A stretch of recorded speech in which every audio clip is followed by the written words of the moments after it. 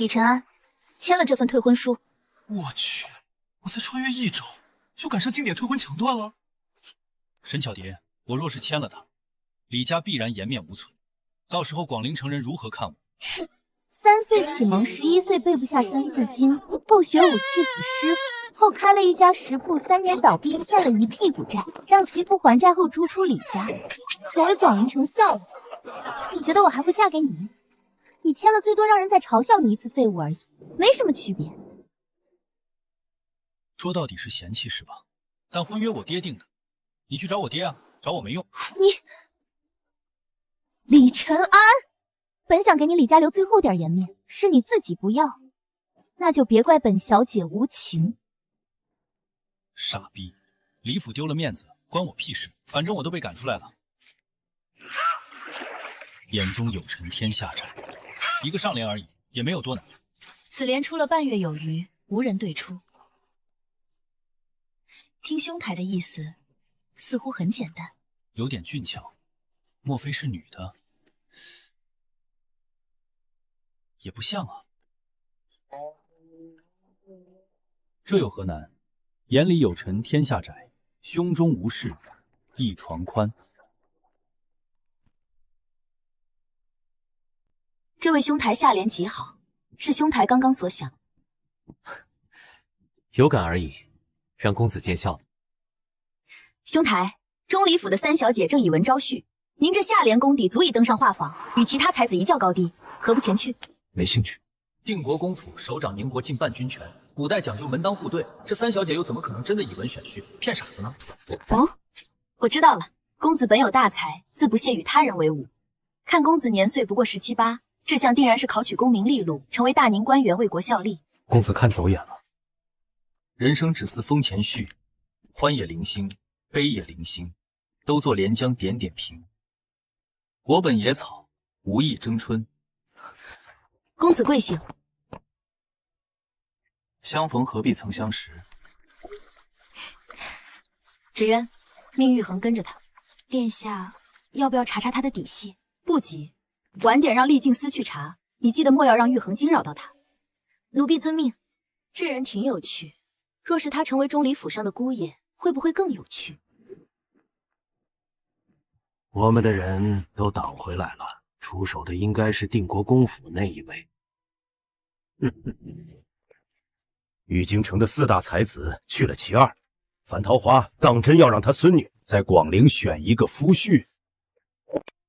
钟离若水必须是本皇子的，谁若敢站出来，本皇子就杀谁！广陵府水很深，不仅钟离祖宅在那儿，当年太傅李春甫的祖宅也在那儿。20年前失踪的那个孩子，到现在还是个谜。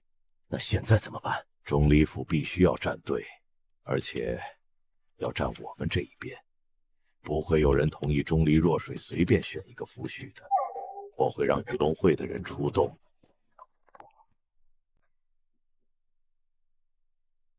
我有技术能酿制更好的酒，奈何没有本钱。这2两银子还是母亲偷偷送过来的。李家家里的财政被李文翰的小妾一手掌控，想回去要银子显然不可能。如何搞钱呢？画舫，以文选婿，诗词。哎，我岂不是可以卖诗试试？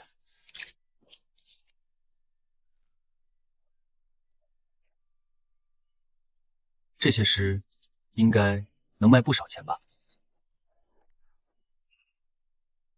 这不是那俊俏公子的侍从吗？怎么到我这儿来了？公子，有事？我家公子请公子前去画平湖一叙。抱歉，还请给你家公子说一声，我没空。莫非是那俊孝公子拿了那对联登上画舫，但做不出像样的诗词来请教了，还想要白嫖？这厮竟然会拒绝，这可是大宁4公主相邀，多少人梦寐以求的。走一趟，说不定比公子坐在这里更有益处。果然和我想的一样。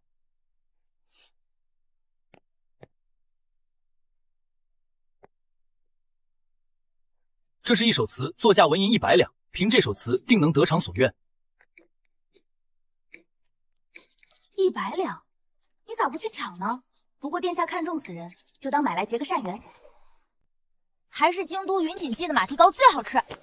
你这个间谍头子不是去北漠了吗？怎么忽然改主意跑广陵城来了？来看看你弄这一出以文选婿的破事儿，你知不知道牵动了多少人？程国公为他那儿子上我提亲，那厮你知道，我一直拿他当兄弟，他现在居然想要睡我，然后沈家大小姐沈巧蝶给我出的这个主意，你瞧，这效果还不错。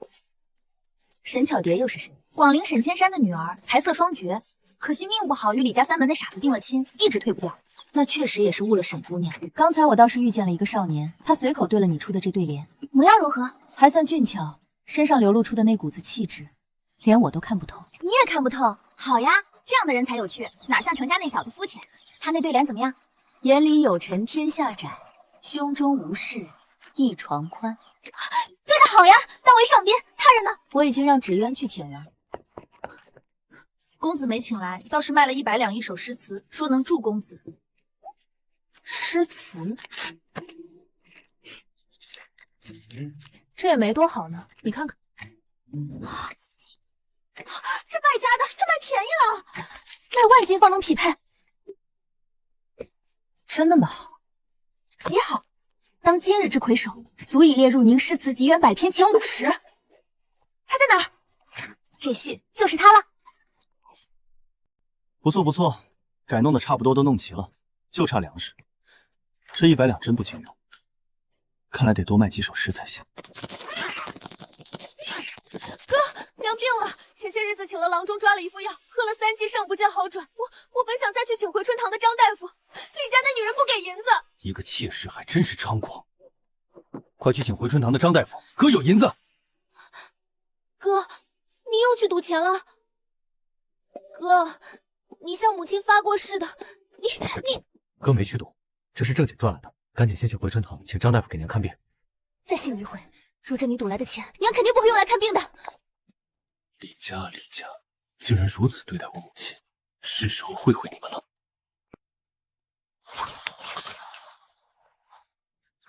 这么急干嘛？我已经让人去查了。还有，你弄出这么大动静，这序还要不要选？流程还是要走完。你再给我说说，她生的什么模样？这小妮子人都没见到，就看了一首词，不会真动心了吧？长相说不上很俊，也就一般吧。若是再有些身手，到丽静寺来当个小密探倒是合适。你可别打他主意，他可是文人，可不会舞刀弄枪。你说，若是他家世清白，尚无婚配，我是不是要主动出击？可他是我先遇见的。哼，你堂堂一公主殿下，未来夫婿定是出自某个国公府，你想都别想。小姐，对联这一关，周夫子他们挑选出了100名才子，其中登上3楼的有26人，沈姑娘也来了。走吧，咱们去会会那些才子，把这首词也加进去，让他们看看我未来夫婿的才华。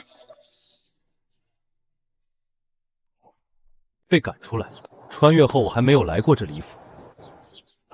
哟，这不是大郎吗？都被你父亲逐出家门，这是什么风将你给刮回来了？东风，你这些日子在外面混着倒是长了脾性，现在竟然敢跟我顶嘴了！我且问你，我娘生病，你命李家人分文不支是吧？对啊，你能奈老娘何？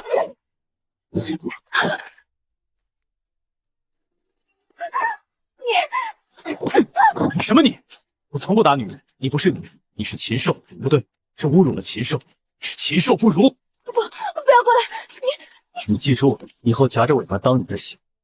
若是往后你再敢对我娘、对我妹妹大声说一个字，真的会杀了你！不要过来！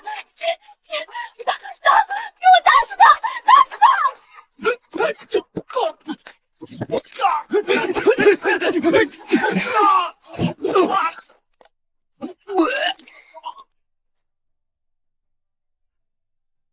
为什么会这样？难道他以前都是装的？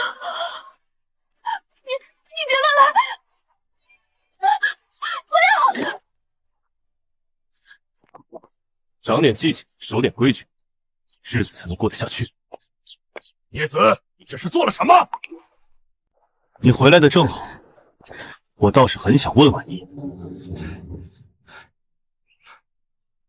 你身为人师，可知贫贱之交不可忘，糟糠之妻不下堂。你可知长幼有序，尊卑有别？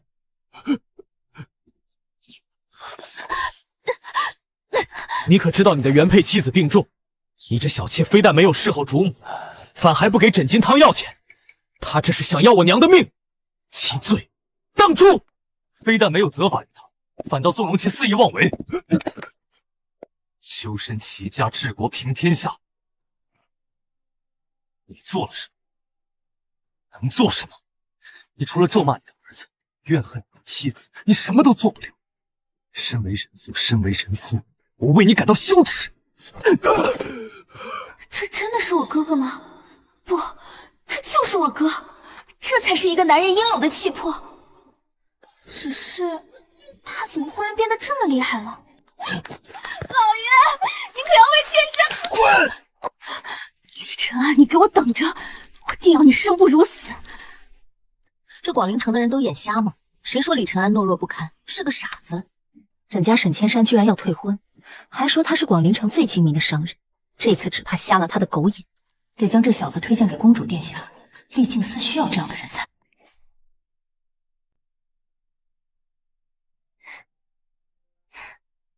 他那对联当真是好，还有那首词，真想快点结束去见见他。一个偷笑，一个苦笑，都怎么了？还不是我那苦命的婚约，不是退婚了吗？李家哪会同意退婚？虽然他被赶出李家，但终究是李家的种。可李晨安如此无能，你嫁给他，岂不是这辈子都再无幸福可言？不行，这是我给你做主。你们说谁能成为本次文会的魁首？这还能有什么悬念？当在咱们广陵城的3大才子中产生。可不一定，莫非你们不知道京都4大才子之首苏木心与第2的齐家天才齐之雪都来了？齐家大少爷来了，如此看来，这好事最终会落到齐家。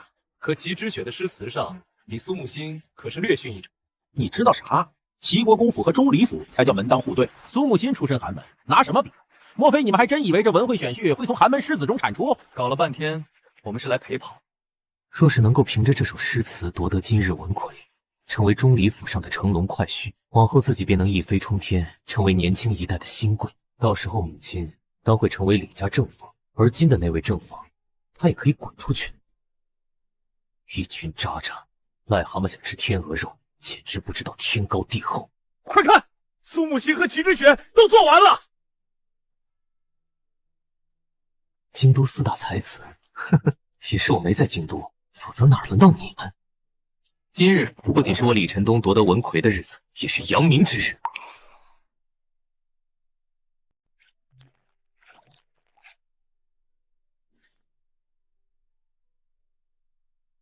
我若是做不了主，喂，沈姑娘，话我已经放出去了，也一定能帮你将婚书拿回来。但事毕竟不是小事，你要不再想想？毕竟是弱水密友之一，能帮他一下就帮吧，反正也不是什么大事。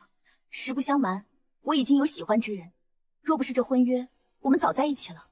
好，既然姑娘有此决意，本公子当权之美，这婚约一旦取消，你可不能后悔。小女子宁死不悔。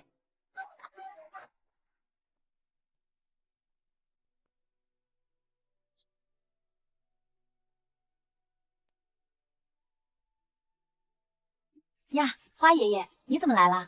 刚好在广陵，你爷爷就托我一件事，让老夫为你捣鼓的这场文会把关。了解，花老大人，这是这次文会当中选出来的6首诗词，都在伯仲间中，最终如何定，就看小姐的意思。那老夫来看看。花爷爷，等等，将这一首也加进去。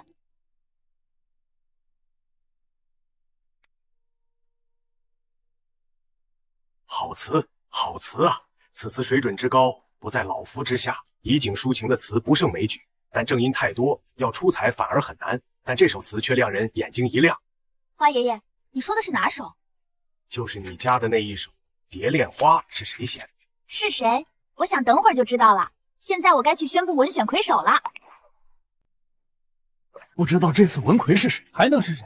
当然是齐之雪了。不错，我等在这儿就是想要看看苏木心与齐之雪的诗词，对文魁是谁已经不感兴趣。一群瞎眼的东西，等会儿就让你们知道广陵李晨东出来了。小女子多谢诸位的参与，经过2轮比试，而今已决出胜负。本姑娘宣布，本次文会没有魁首。莫非有并列第一？就算并列第一，也应当加赛一轮。对啊，究竟是怎么回事？这算什么？逗我们玩呢？恩师说钟离府三小姐之一在以文选婿，我是寒门出身，如果能成为钟离府上的狗眼，便能实现胸中抱负。可是这算什么？爷爷命我前来拿魁首，向钟离府提亲，强强联合，终于有机会向心仪之人表白。然而钟离若水说没有魁首。诸位肯定很疑惑，因为我得到了一首就算花老大儒也推崇备至的词，却不知道作者何人。什么？竟然能让花老大儒给出如此高的评价？三小姐莫不是拿以文选婿开玩笑诓骗我们？年轻一辈怎么会有这样的人？没错，若是真的，还请三小姐公布诗词。这是……既然你们想知道，那本姑娘就给你们念念，让你们知道人外有人。此词名为《蝶恋花》，你们仔细听好了。坐倚危楼，风细细，望极春愁，暗暗生天际。草色烟光残照里，无言谁会凭栏意。你把书狂图一醉，对酒当歌，强乐还无味。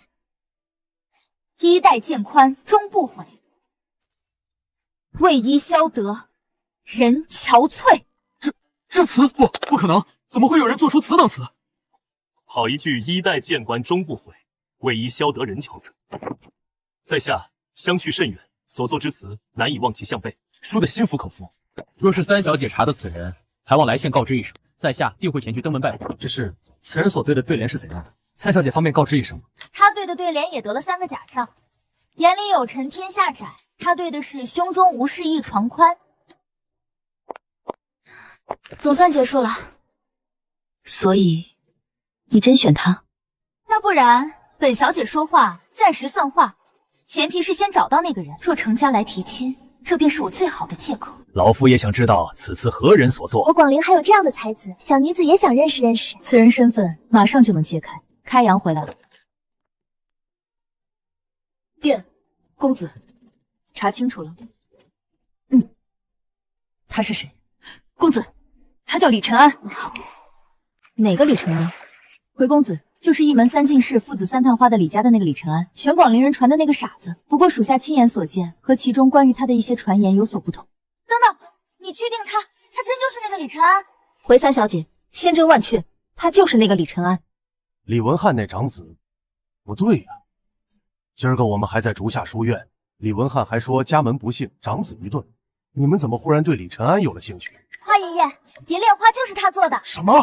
这怎么可能？你把今天看见的一切说一说。这李承安老夫也见过数次，怎么和这姑娘今天说的不一样啊？难道是隐藏？开阳不可能对我说谎，但他口中的李承安简直与广陵流传出来的完全不一样。一个人为何有如此巨大的变化？好，打得好，骂的也好。那是他爹，他爹就能不讲道理了？与懂道理之人述之以理，与蛮横之人示之以利。懂分寸，知进退，不迂腐，方为血性好男儿。可是说好了的，你要脱离苦海，这婚约可必须得退。不可能，李承安那个人尽皆知的废物，怎么可能做出蝶恋花？对，绝对不是他。三小姐，您说那首词会不会是他从某处抄袭而来的？你的意思是，他真做不出这样的诗词？我敢保证，他真的胸无半点墨，不然也不至于被他父亲逐出家门。沈家号称广陵城最精明的商人，如果李承安真的有如此大才，怕不是早就嫁过去了。所以沈巧蝶的分析还真有可能。你们说，他曾经会不会是藏拙？芷渊不是说他一气呵成10来首词吗？要不我们去看看？这不可能，他断然没有那本事，我敢用人头担保。倒不用人头担保，你那婚约现在可有动摇？不，我心意已决，只有三小姐与公子救助取回婚书，从此以后与李承安没有任何关系。你们可别被他骗了。太好了，我是说可以，作为朋友，这个忙我帮定了，最多1天，李家就会松口。多谢三小姐。倒是让老夫来了兴趣，是真是假，让老夫去一试便知。根据收集到关于李承安的信息，这段是他每天清晨都会跑步到烟雨亭外。真好，明日就去烟雨亭外见一见李承安，看看他是真傻还是藏拙。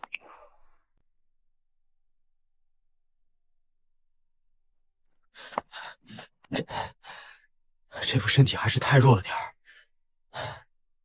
不过坚持锻炼应该能强一点。还好我学过一段时间跆拳道。他这是练武？这练的是什么玩意儿？南拳北腿都没见过这种招式。我也没见过，不过明明很俊，你给我说长相一般，我觉得一般不行吗？我听说陈国公带着他儿子马上到广陵了，你要怎么应对？我夫君就在那儿，你说我怎么应对？您是花老大人？哦，你认识老夫？小子李承安曾在竹下书院见过花老大人。出门时听那树上有喜鹊欢鸣，还寻思今儿个能有什么好事。原来是能见到花老大人，实在是三生之幸。哼哼，这么能说会道，怎么没见你昨日去参加文会？小子正好有正事，另外钟离府小子也高攀不起。哦，那你可知闻出了一首《蝶恋花》的词？小子不曾听过。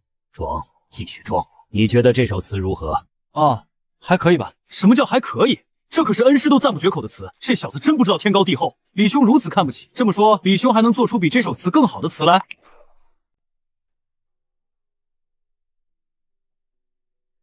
当代大儒可值得结交啊，这可是求之不得的人脉，看来我得给他露一手了。既然这位兄台有此要求，我就随便吟诵一首，还请花老大人莫要见笑的好。就让老夫看看你是否有真材实料。有了，此词名为《青杏儿·风雨替花愁》，还请老大人评判。风雨替花愁，风雨罢，花也应休。劝君莫惜花前醉，今年花谢，明年花谢，白了人头。诚信两三瓯，捡西山好处追游。但叫有酒身无事，有花也好，无花也好，选胜春秋。这词你是怎么做出来的？好，很好，你才17岁，老夫近70，你已经不选春秋，老夫却还在春秋惆怅，老夫不如你。听闻小兄弟此词，老朽惭愧。花老大人，这可使不得，不知老大人暂居何处？若有暇，小生再登门拜访。老哥就在浅墨书院恭候小兄弟前来，小生必定拜访。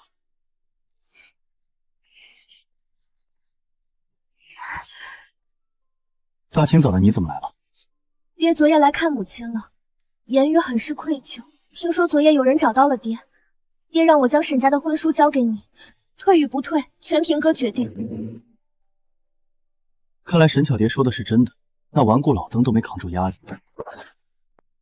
婚书既然在贤侄手上，现在就交给我吧。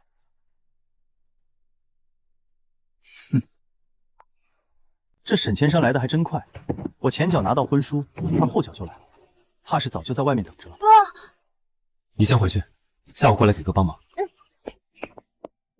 伯父是来取婚书的，小女无德，实在是配不上贤侄，就不耽误贤侄娶个更好的妻子，去奔个更美的前程。令女确实配不上我。说吧，你要怎么才肯交出婚书？我听闻你准备酿酒，伯父倒是可以送你几斤粮食，不过伯劝你别浪费时间。整个广陵最有名的酒便是霍家的广陵散，不说你酿出的酒如何，你觉得你能跟霍家抢市场？霍家不仅从商，更有子嗣入仕，年轻一辈。霍书凡更是广陵3大才子之首，前途不可限量。这样的人才是我女儿的良配。你说这么多屁话，婚书要还是不要？要就拿钱来买。好，好，好，年轻人不知所谓，你开个价，1000两银子。1万两？狮子大开口也不是这么个开法。不是，你女儿就值100两银子。你在侮辱我女儿！你就说要不要吧。等女儿恢复自由身，与霍书凡成亲才是大事。好，你既然想要酿酒，那我正式通知你一声，在这广陵城，你1粒粮食都买不到，1个月内，你这小酒馆必倒闭。若是1个月后没倒闭呢？好像是钟离府的3小姐，她怎么到这落魄地方来了？听这话意思，好像要为李承安出头。3小姐好，小名是沈巧蝶的父亲沈千山。哦，巧蝶的父亲。那你走吧。记得往后可不许再说这小酒馆的坏话。小人知道了。我好像听说昨日文会没有魁首，这位该不是来找我退钱的吧？兄台，在我们做生意人眼中，有一条不成文的行规。啥行规？诚实守信，明码标价，概不退回。这俊俏公子这么娘，莫非是太监？诸位，今日在下还有事，恐怕无法招待。没事，你忙你的，我们坐坐。东家，你要的莲儿给你送来了，方达。跟我来。他还真要酿酒呢。若是酿出寻常的酒，一斤也就几十文钱，盈利堪忧。赚不赚钱无所谓，哪怕亏个底朝天也无所谓。本姑娘最不缺的就是钱，我可以养她呀。若是她小酒铺倒闭了，我就带她去桃花山庄，她坐在桃花亭中持一本书，我就在她身边抚一曲，或煮一壶酒。她若是做出一首好词来，我便去请了商大家谱子曲儿来唱给她听。但她至今尚不知道你是谁，你可曾想过你钟离府的身份会不会吓着她？她极有可能在知道你的身份后远离你。那我该怎么办？我觉得你还是先不要暴露身份，先让她喜欢上你。你说的有道理，那我可以上演一场英雄救美，他是英雄，我是美，就和我奶奶当年演我爷爷那样。这倒是可行。谁是李承安？在下正是。两位官爷，这是何意？带走！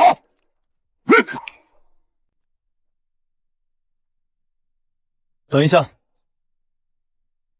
敢问官爷，我是犯了何事？你自己做的事儿，莫非还不清楚？3月初3傍晚时分，你进李府行凶作恶，可有此事？江府居然报了官！官爷，我可没有行凶作恶，我就是惩治了一个恶女，还有5个家丁。这不叫作恶，叫什么？光天化日之下，你私闯李府，意图谋财害命，有人告发了你，跟我们走一趟。等等，此事另有端倪。老子不管有什么端倪，有事去衙门再说。且慢，你们又是何人？胆敢妨碍！厉静思大人，不知道厉静思大人在此，只是那李承安。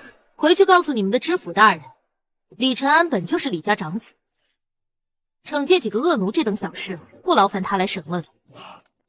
小人遵命，走，走啊！大人，厉静思是什么？那是一群女魔头，皇帝直属，一句话能让我们死，快走！这是什么东西？这么管用？多谢公子援手。我是见你这小院清静，多留了片刻，否则你而今已跪在了衙门的公堂上。你身无功名，淡泊是要在自己有足够实力自保之下方能淡泊。那日见了你的诗，很是喜欢，所以我想给你一个身份，有了它，别说街头混子，哪怕官府也不能拿你如何。还有这样的好事？不知是何身份？加入厉静司，成为绣衣使。我需要做些什么？很简单，主要是巡查民生实情，核查地方吏治。无论是百姓的生活诉求，还是官员的履职情况、钱粮账目，都在巡查范围内。另外，也会有朝廷指派的专项任务，比如查办贪腐案件、督办民生要务。这不是明朝东厂吗？这加入不得横着短？那有俸禄吗？有，每月月俸4两银子，若有办案，经费另算。好，这东西代表厉静司身份，银牌代表绣衣使，可调动铜牌密探，再大的官员你都可以不跪。我操！权势滔天啊！不过，厉静司需要保持低调，毕竟干的都是不能见光的活，万不得已下不要轻易暴露。那我这银子何时发放？你还在实习期，实习1年，等正式成为绣衣使便化发放。人也见了，走了，这就走了，再坐坐。总感觉哪里不对劲啊！我还有很多不知道的还没问呢。公子，东西都安置好了，您看还有什么要吩咐的？李小花，你要不要跟着我做事？你把家里铺子里的存粮都运到这里来，往后你和你娘就住西头那2间房。当然可以，不过公子，那月钱包吃包住2两银子1个月，如何？成，那小人现在就回去搬运粮食。粮食的事情总算解决了，接下来也该去拜访一下花满庭了。我这新酿的酒还得找个合适的代言人才行。身上显露出一种贵气，又带着不怒自威的气势。官府中的人，而且官一定不小。老大人好，小子不请自来，与老大人对酒当歌，品味人生几何。你这小子说话就是好听。这位是广陵州州府刘卓。刘大人好。李公子那2首词，恩师也给我看过。李公子高才，刘某佩服。原来这位刘大人是花满庭弟子，看来是花满庭刻意安排我们认个脸，这个好啊。小子惭愧。那2首词本是随性而作，若不是落入了花老大人的眼，其实也就埋没在茫茫文海间。不提自己的才华，反倒将恩师夸耀一番。这小子心思倒是玲珑，哈哈！你也别给老夫戴高帽子。刘卓啊，李承安这小老弟，为师很喜欢，为师不会在广陵停留多久，以后你们多走动走动。弟子明了。哈哈哈！好，倒酒，今日就对酒当歌。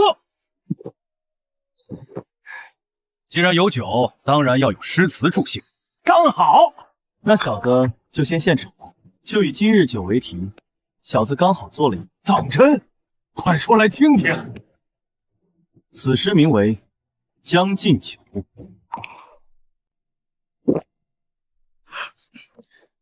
君不见，黄河之水天上来，奔流到海不复回。君不见，高堂明镜悲白发，朝如青丝暮成雪。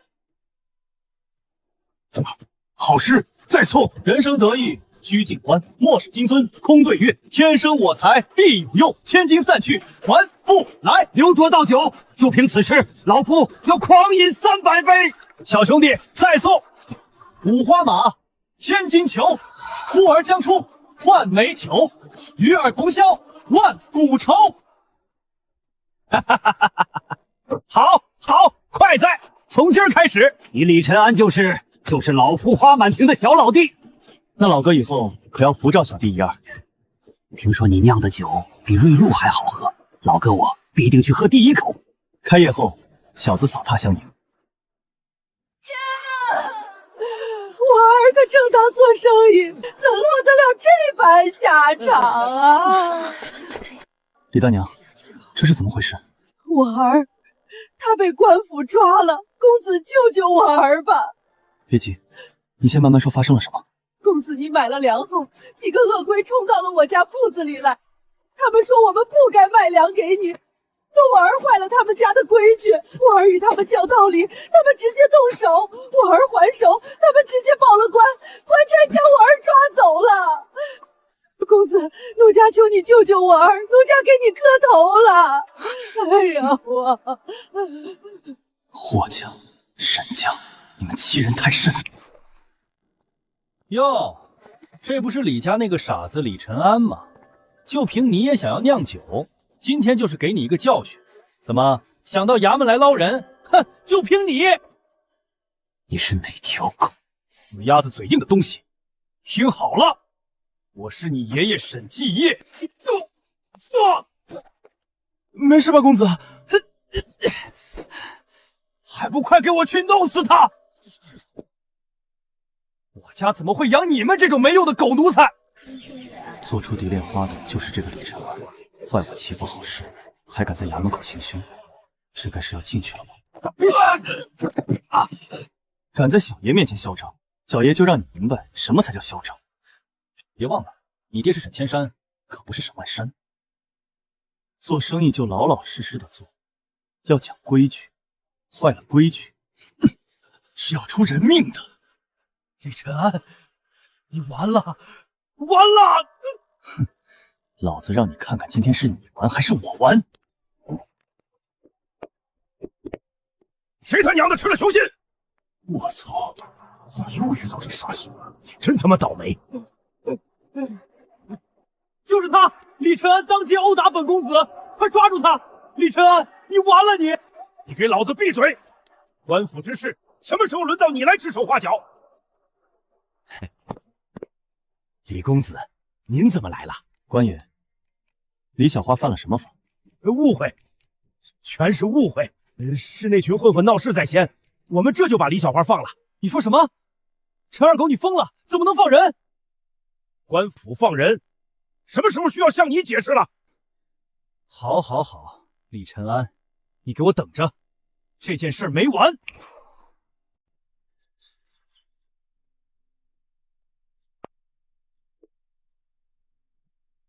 爹啊，你可一定要为孩儿出了这口恶气。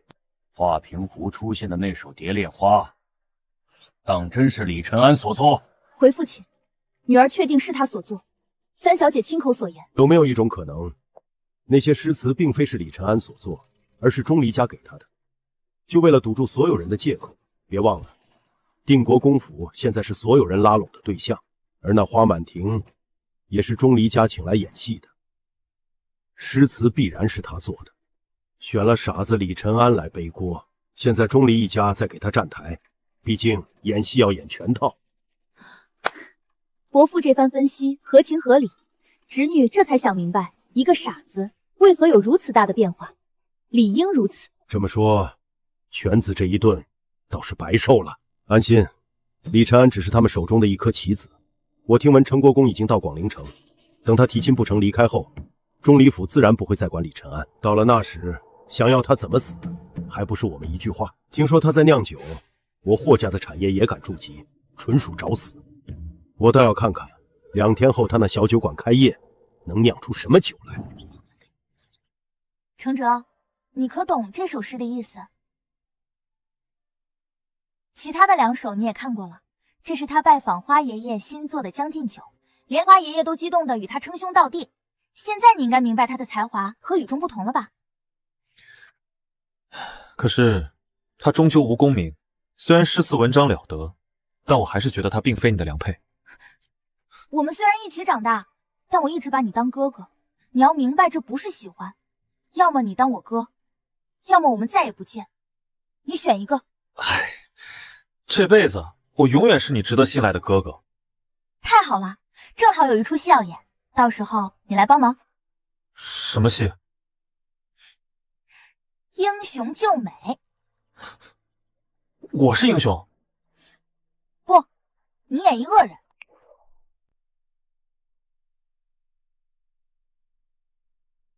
消息属实吗？做不得假，酒香飘了整条街，所有人都闻到了，比瑞露都还要浓郁。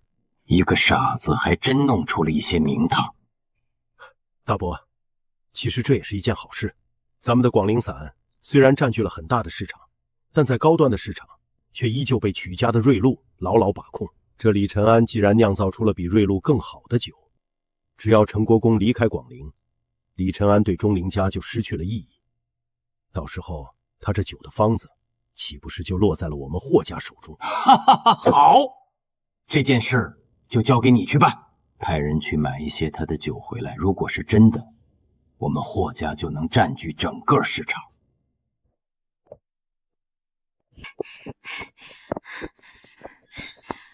小姐，他真酿出酒来了。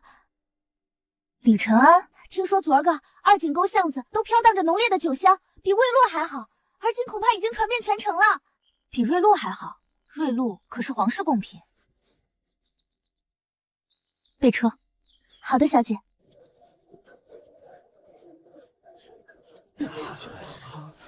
这到底是怎么回事啊？怎么还用红绸盖着？听说是花老大人的墨宝。他一个傻子，能请动花老大人来给他题字？肯定是故弄玄虚。你们知道个屁！花老大人一早就进了小酒馆，此刻恐怕已经微醺。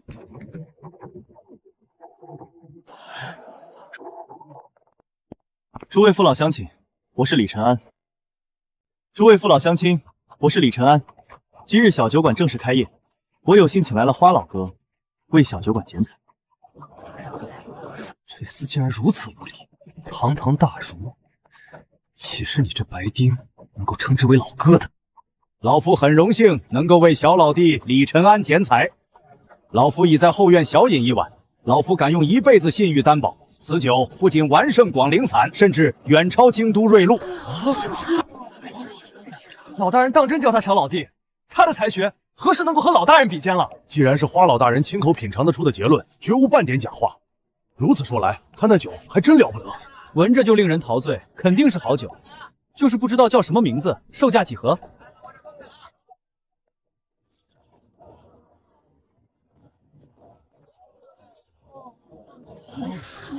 广陵散、华平春，华平春这名字似乎更加好听。你错了，酒叫什么名字不重要，重要的是这名字是花老大人亲自取的。李承安今日似乎比前些日子又好看了一些，不愧是我看上的男人。有请花老哥为小酒馆开业剪彩。吉时到！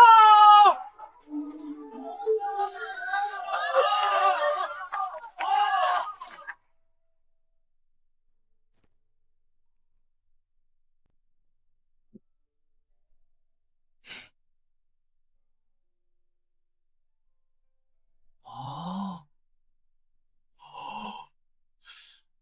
这是以花老大人的名字命名的小酒馆。不对，你们看，下面还有一行小字：榕树下小酒馆。花老大人乃是宁国文坛之精神，哪怕是他的名字，对于宁国而言也是极为圣神的存在。可李承安这小子却将花老大人的名字挂在门楣上，这是不是有些亵渎？齐公子怕是想的有些偏了。我且问你，那可是花老大人的亲笔，连他都不在乎，你在乎个什么？其实这便进一步说明了李承安内疚早已得到了花老大人的认可，否则岂会做这么多？李承安在接花老大人的事，所有人都小瞧了他。小酒馆开业，多谢诸位捧场。小酒馆酒产量有限，每日仅售10斤。为了保证进入小酒馆的客人有酒喝，每人每天仅能在小酒馆喝1两酒。还有小酒馆的酒暂不外售，只能进入小酒馆饮酒。本店不提供小菜，也禁止带入，因为我懒得收拾。最后，我宣布，华平春每两售价200文片，今日正式开业。200文1两酒，怎么不去抢？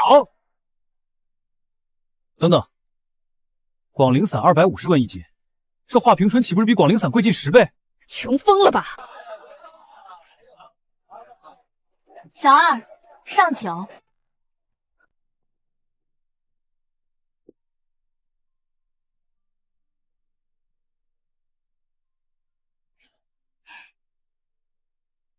多谢姑娘捧场，这是你要的1两酒，请付200文钱。我这2人呢，你应该给本姑娘再来1两。雪儿，给钱。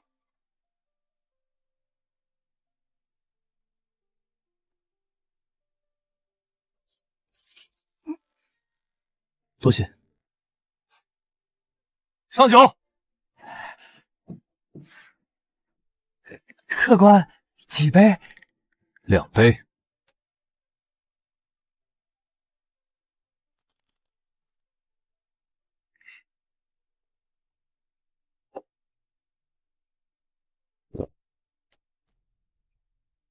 这酒，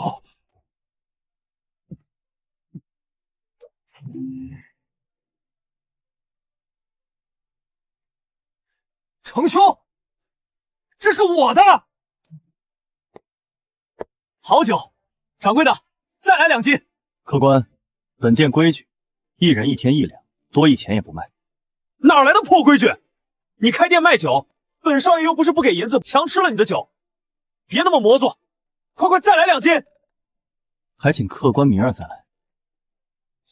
你吵什么吵？知道我喜欢这小酒馆什么吗？其一，当然是这华平春；其二，便是这里的清静。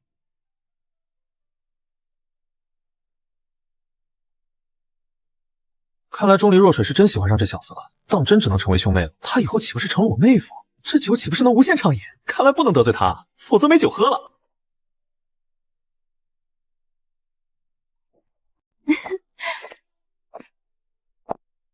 三小姐好，2位公子好，坐吧，谢三小姐。做什么生意不好，偏偏要开个小酒馆？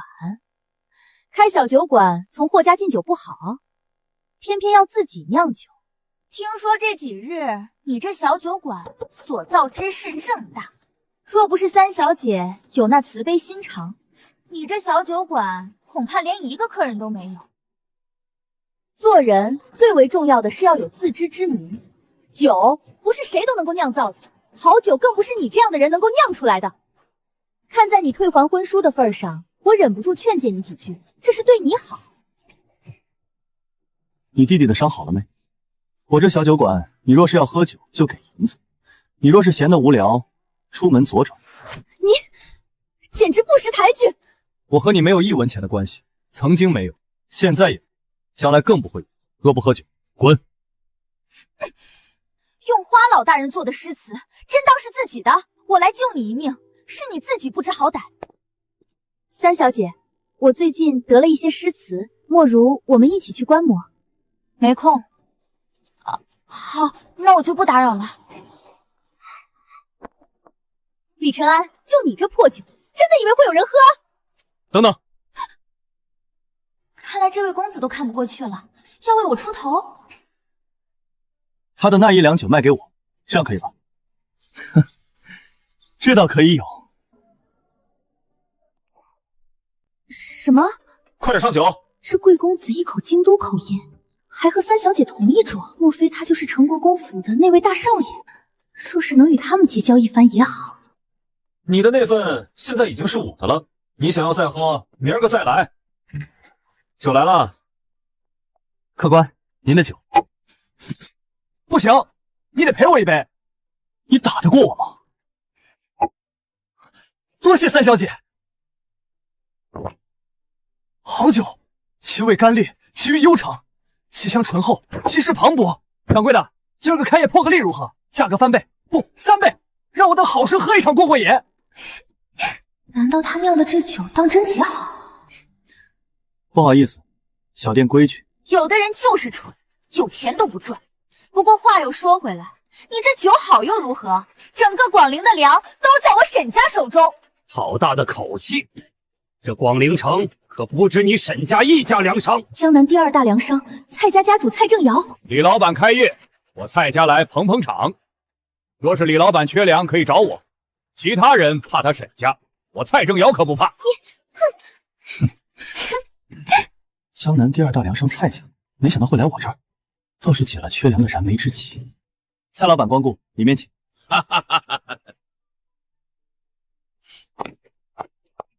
喂，我说能不能打一小壶给我？我带回去。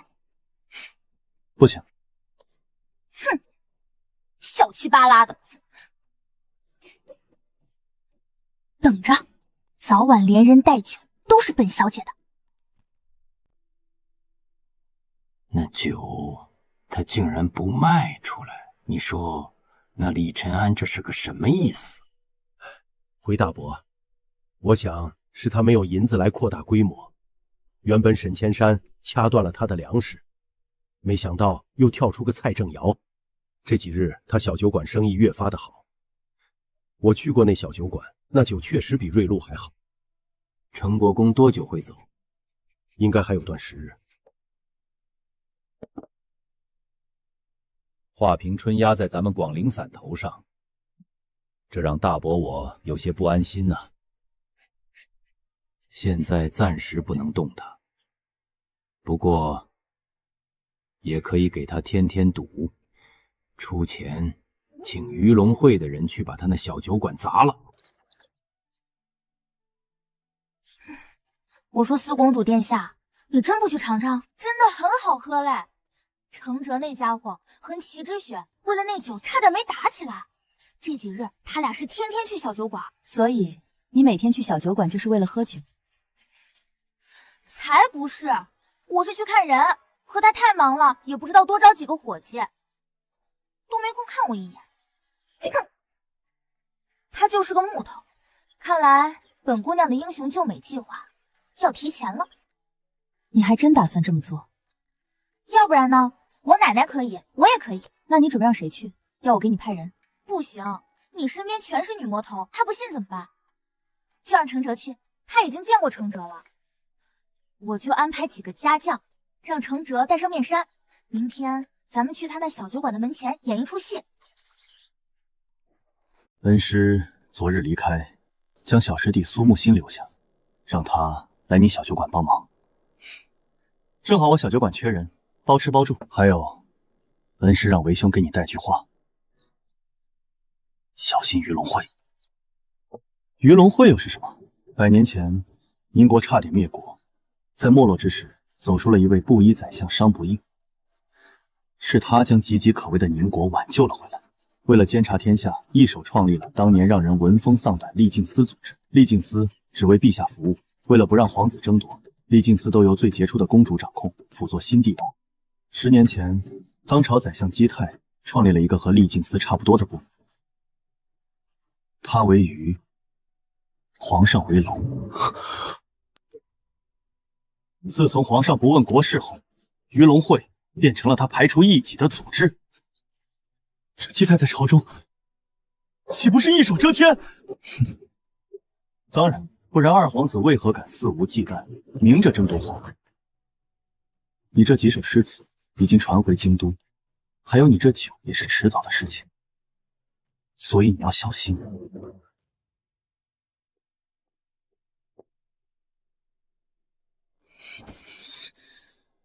操，被坑了啊！我加入丽静司，那不就成了鱼龙会的眼中钉？这身份还是不要用的好。你问小爷我是谁？鱼龙会陆二爷的大名你居然不知道？这特么刚听说就来了。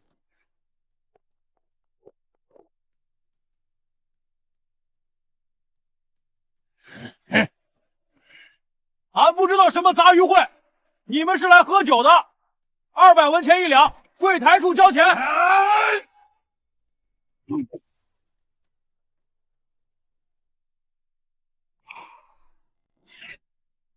喝你妹的酒！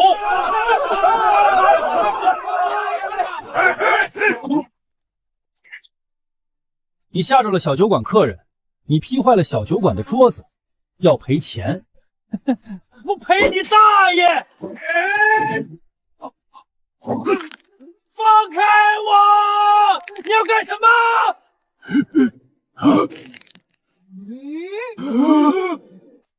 救命！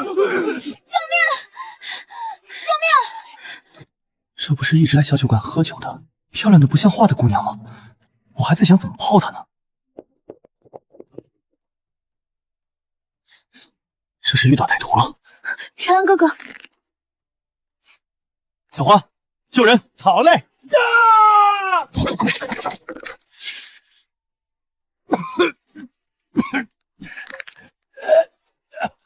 小子们，上！剁了他！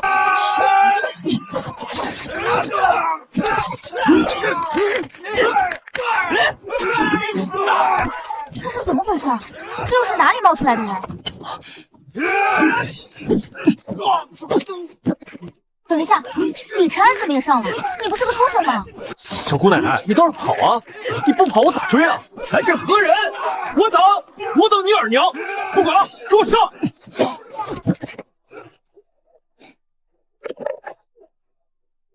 姑娘，姑娘，啊！快，叫他们别打了！你怕是有什么大病吧？他们是来追杀你的，你叫他们停手就能停手。不行，怎么也要将他救下来。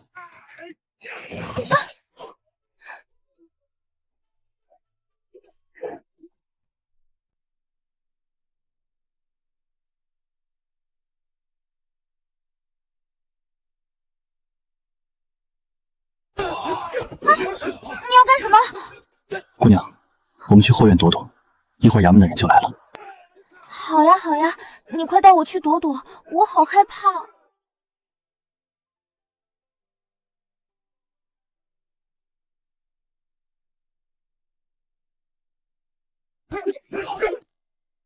小子，放开他！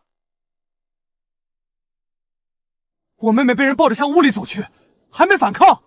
我操，那是我妹妹！将所有人给本官拿下，统统押到府衙大牢！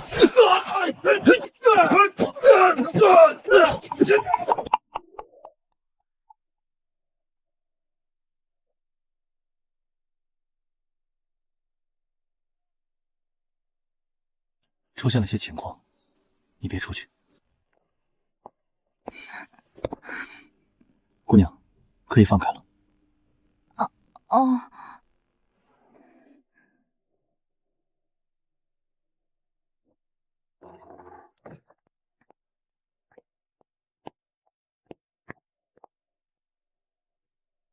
小店打烊，客官喝酒，明天再来。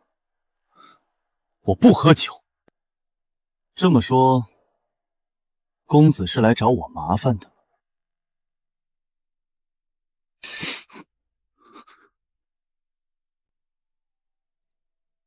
哎，奶奶早已发了话，三妹的事只能三妹自己做主，连父母也不得干涉，也不知道奶奶怎么想的。还有酒没？现在没空，现在必须有空。我的会员还在外面，很危险。放心，跑了一个，其他全被我抓住了。想要捞回你的人，就给本公子上酒。喝酒只能去外面。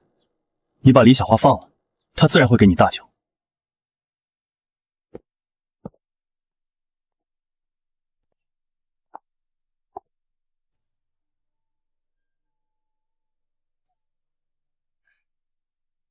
查清楚了吗？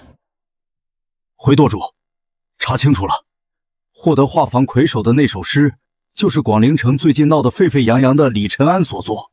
哦，还有最近在京都盛传的将进酒，也是他所作。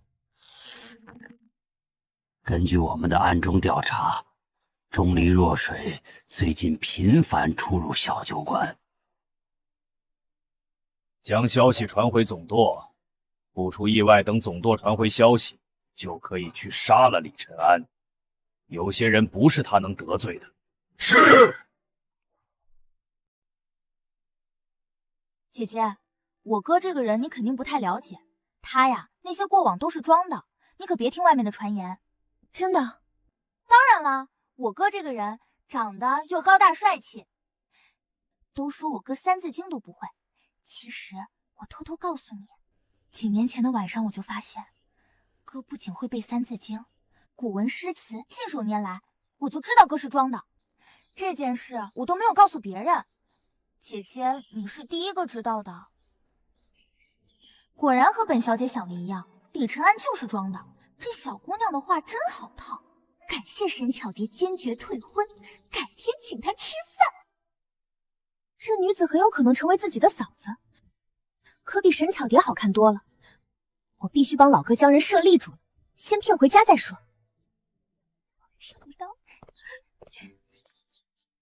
哥，这小姐姐人真好。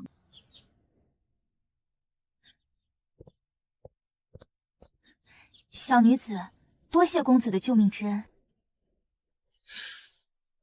这副我见一莲的模样，楚楚动人，可比沈巧蝶好10000倍。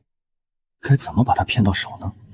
姑娘客气了，歹徒已经被官差捉拿，不过跑了一个，你往后出门得小心一些。跑了一个，肯定是程哲那厮，跑得好呀。那如何是好？公子，能不能麻烦你送我回家可好？还有这好事？这可是拉近距离的好机会啊！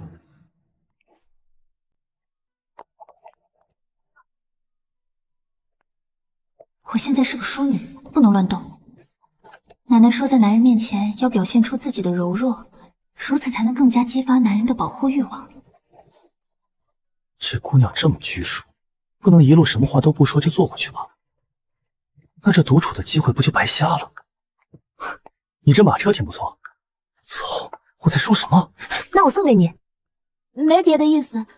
毕竟今日你救了我一命，算是报答你的救命之恩。我可没地方养马，姑娘的心意我领了。那我往后能不能多来你那小酒馆坐坐？不过我不喜欢喝酒，就喜欢宁静安然。当然，若是能够在你那后院坐坐就更好了。巧熙说她没什么朋友，其实我也没啥朋友。我想我和她能够成为朋友，如何？巧了，这简直是自己送上门的小白兔啊！巧熙这个丫头还真会给人添麻烦，以后家妹就劳烦姑娘照顾一二。好呀，钟离若水，你真棒！以后天天在她身边出现，这感情就有了。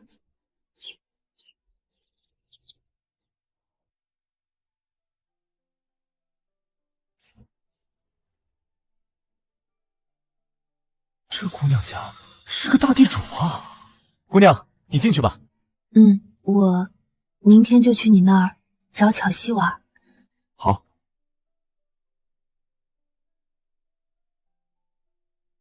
咋了？你还没问我的名字。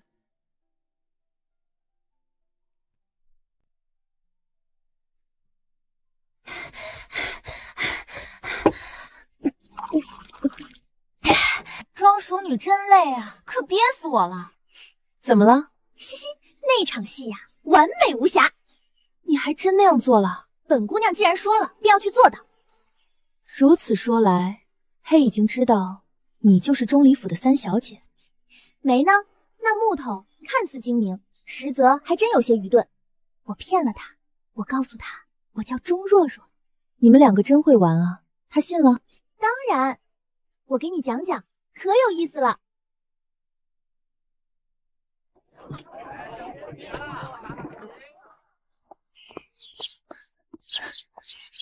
有没有受了委屈？少爷，有些奇怪呢。我们被那些官差押到府衙之后，没多久我就被放了出来，也没人审问。然后就有一个捕快，好像叫陈二狗啥的，他给我说了一句话。他说了啥？他说让小人带一句话给少爷，说有人对少爷这小酒馆有些嫉妒，所以让那些人来铺子里生事儿。是谁？陈捕快还在审，如果有了消息，他会来告诉少爷一声。我知道了，小花，你喜欢使啥武器？刀。明天你去段铁匠那儿找他打一把刀，你用的趁手的刀。多谢少爷。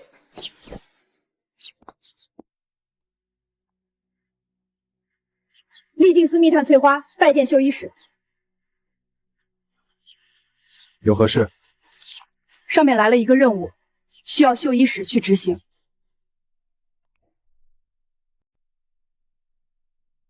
我才刚当上绣衣使，这任务就来了。历尽司长老会命令，着广陵州绣衣使即刻执行以下任务：刺杀鱼龙会广陵州舵主宋元平，任务期限10天。令：宋元平是宁香阁老板，年40，江湖人士，善使一对判官笔，初步评估其武力值为8境下阶。我操，这鱼龙会与历尽司是死对头，我还寻思人家鱼龙会别来找我麻烦，却不了上面给我的第一个任务，居然去杀人家一舵主。哪个翠花呀？这武力值8境下阶是什么意思？大人，你究竟是怎么当上这绣衣使的？别问，你先告诉我。江湖武林中人将武道境界分为9境3阶，最低就是9境，最高并不是第1境，而是大宗师。那8境下阶厉害吗？算不上厉害，不过打你大致可以打10个。这他妈不是开玩笑吗？我手上就一个李小华，拿什么跟兵强马壮的鱼龙会打？如果我没有完成任务，会怎么样？长老会派人亲来，顺便砍了你。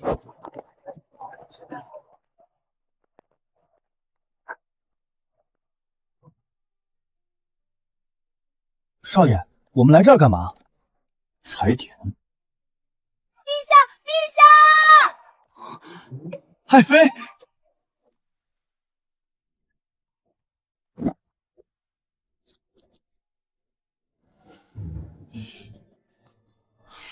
哎呀，你这人都叫你陛下，你偏偏……你飞下来的？是呀，你没事吧？有事。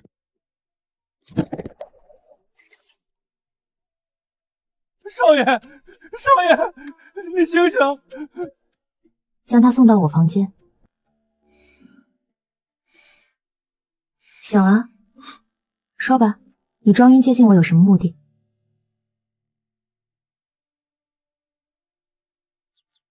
我没装。天下没有人能骗过我的手。你装还是没装？我一摸就知道。你没摸我呀？你不是晕了吗？怎么知道我没摸你？古人也有这么多套路。你摸了我哪里？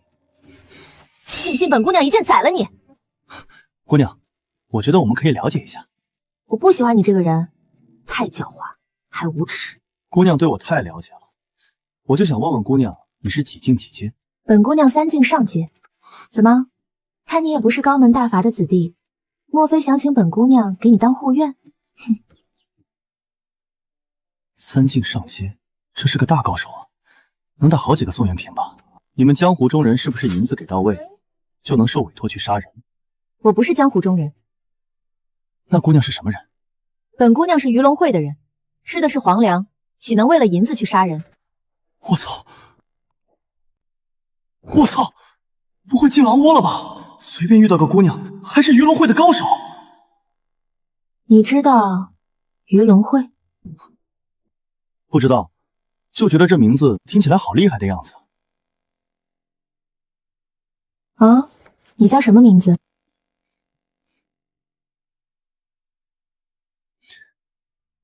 我叫苏木心。苏木心，京都4大才子之首的那个苏木心，苏公子。这都是虚名，不值一提。不，奴家早已听闻苏公子的大名，尤其喜欢苏公子在去岁中秋时候做的那首《一剪梅·中秋月》。奴家下山之后去过一趟京城，却听闻公子来了广陵城，于是于是奴家便来了这里。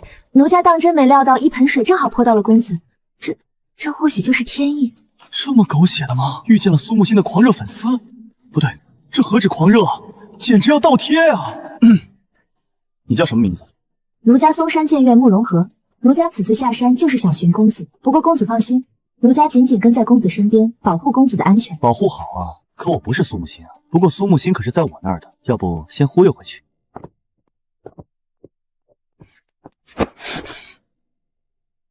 我脸上有花？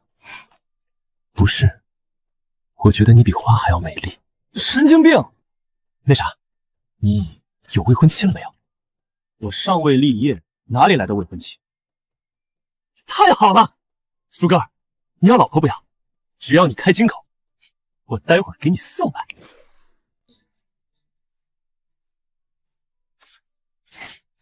巧心妹妹，正巧路过，便进来看看妹妹。我见外面没几个客人了，今儿个的酒卖完了，生意越来越好，但这画屏春每天的产量还是只有10斤。哥哥说的扩大规模，只是哥哥还没攒够买地的银子，估计要等到明年。我家倒是有许多闲置的土地，咱们不是朋友吗？如果你哥哥真有那打算，我可以将地借一些给他。不太好吧？这可太好了，把酿酒作坊建在桃花山，就能天天见面了。奶奶说这种事得趁热打铁，铁不热了可就敲不动了。我有银子可以给，借给他。那等我哥哥回来给他说说看。你哥哥他去哪里了？这个可不能说哥哥去了宁香馆，万一给姐姐留下坏印象就不好了。我家公子他去了宁香馆。他什么时候去的？估计快到了，小姐姐。哥哥是跟着苏木心、苏公子一起去的，一定是苏公子蛊惑了他，不然哥哥哪里会去那种地方？根据我知道的，李承安从来没有去过青楼，而苏木心在京都可是青楼的常客。那么纯洁的人，可千万别被苏木心带坏了。你去一趟宁香馆，将他带回来。小姐，我不认识他呀。你就在宁香馆里去喊，一定要将他给带回来。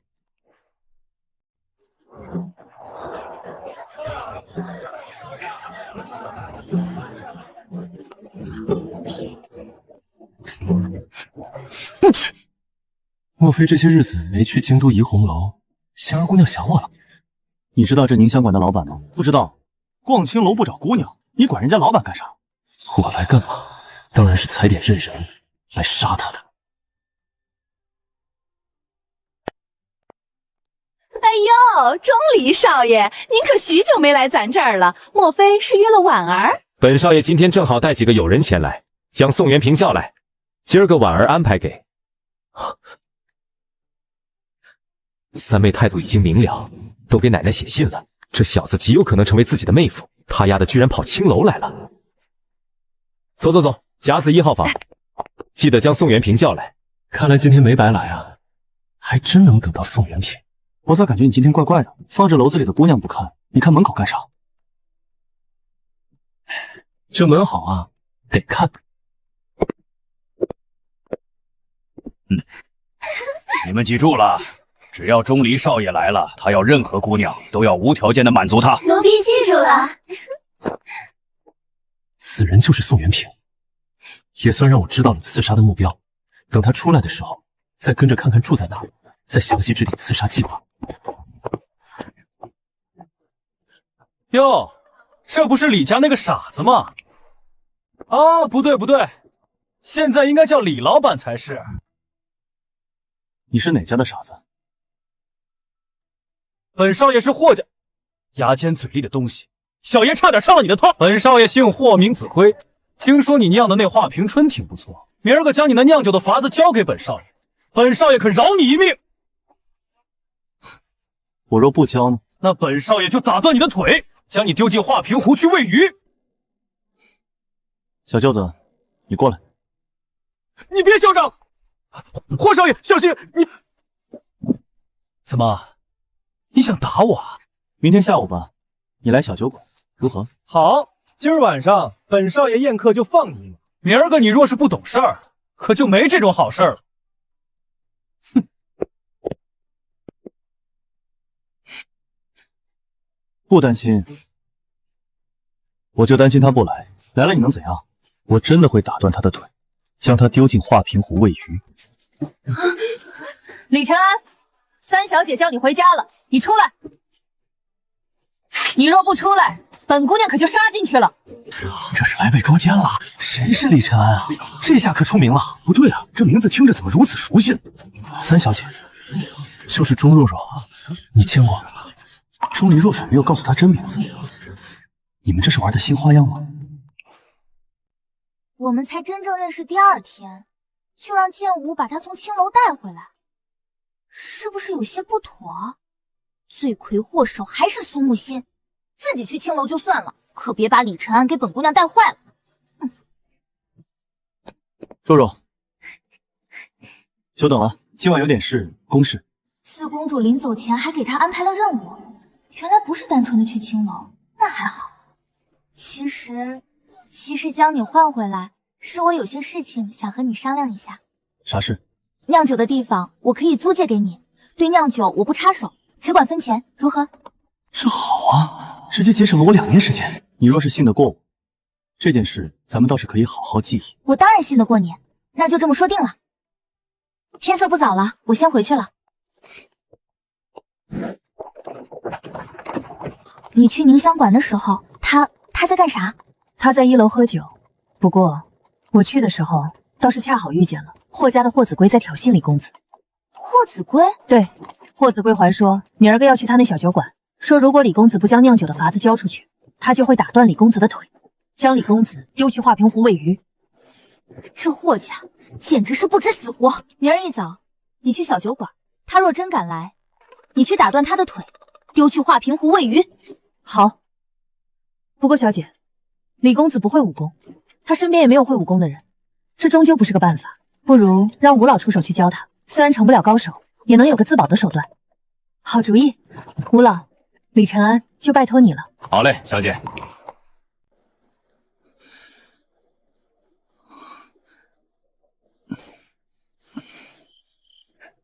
我怎么在这儿？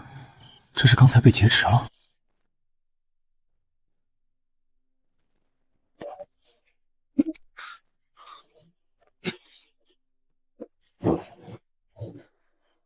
到底是谁要劫持我？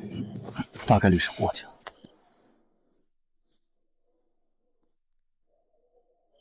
霍家为了得到华平春酿造法子，这是要不择手段了。前辈，你是江湖高人，我就一小酒馆的小老板，咱们井水不犯河水。不知道前辈将在下鲁到此处有何吩咐？三小姐让老夫教她，可她已经过了习武的最佳年岁，老夫该如何教呢？前辈，有什么事其实好商量，比如我们完全可以在小酒馆里喝一杯，然后你说说你的意图。若是我能满足于你，肯定尽其所能的去满足。有了，教这小子轻功吧，学会了我独步天下的乘风步，2境以下的高手也很难抓到他。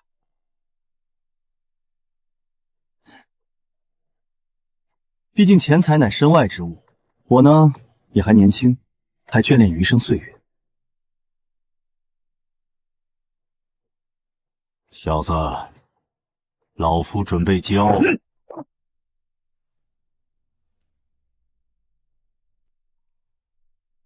我记得昨晚给了歹徒1板砖，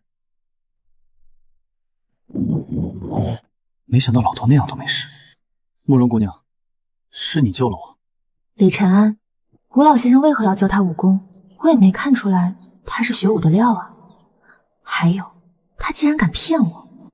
我操，被发现了！在下正史。李晨安，你为何要冒充苏木心？哦，对了，你想不想要认识苏木心？或者说，你想不想和苏木心在一起？你有办法？走，去我的小酒馆。苏木心是我酒馆的掌柜，你若愿意，就在小酒馆当个护院。如此一来，接触多了，也能日久生情，如何？好。陈国公离开广陵城了没有？昨日已经离开，那就再等10天。等钟离府的视线从李家那傻子的身上淡去。好。只是昨儿晚上子规回府的时候去找过我，他想今天带人去李承安那小酒馆，将酿酒的法子拿到。胡闹！没看出来这是李承安在戏耍他吗？取酿酒法子之事，就交给小侄去办。说说看，你准备怎么去办？上次小打小闹，这次直接让鱼龙会全力出手。好办法！你告诉宋元平，霍家取得华平春后，7成利润归丞相大人，1成给他宋元平。我霍家只要2成。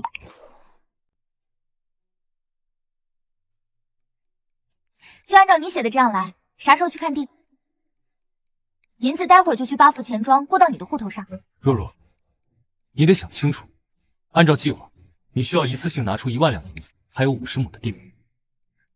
你想要回收这笔投资，至少需要2年。反正这事儿就交给你去办，其他的我不在乎。面对这么好的投资人，还能说什么呢？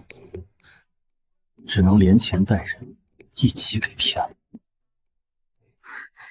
要不我现在带你去看地方，顺便你也去桃花山庄里坐坐，往后就住在山庄里，距离近一些也方便，如何？引狼入室，还有这好事？可以，不过具体实施还需要等几天。为何？我有一个任务在身，时间就剩下8天了。什么任务？杀一个人，宁香阁老板宋元平。那现在先去看看认认路。好。这里就是桃花溪，发源于桃花山上。你说酿酒需要好的水源，我觉得这里不错。这溪水两旁所有的地你都可以用。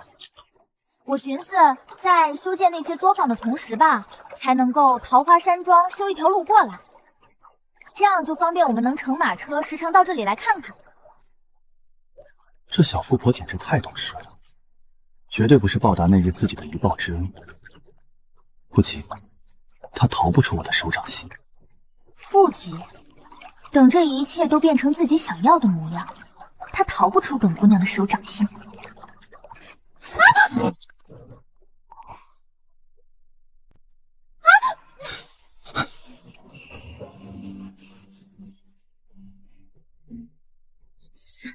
好像扭到脚了，小姐，我帮。若若要是不嫌弃，要不我帮你看看。那就有劳李公子了。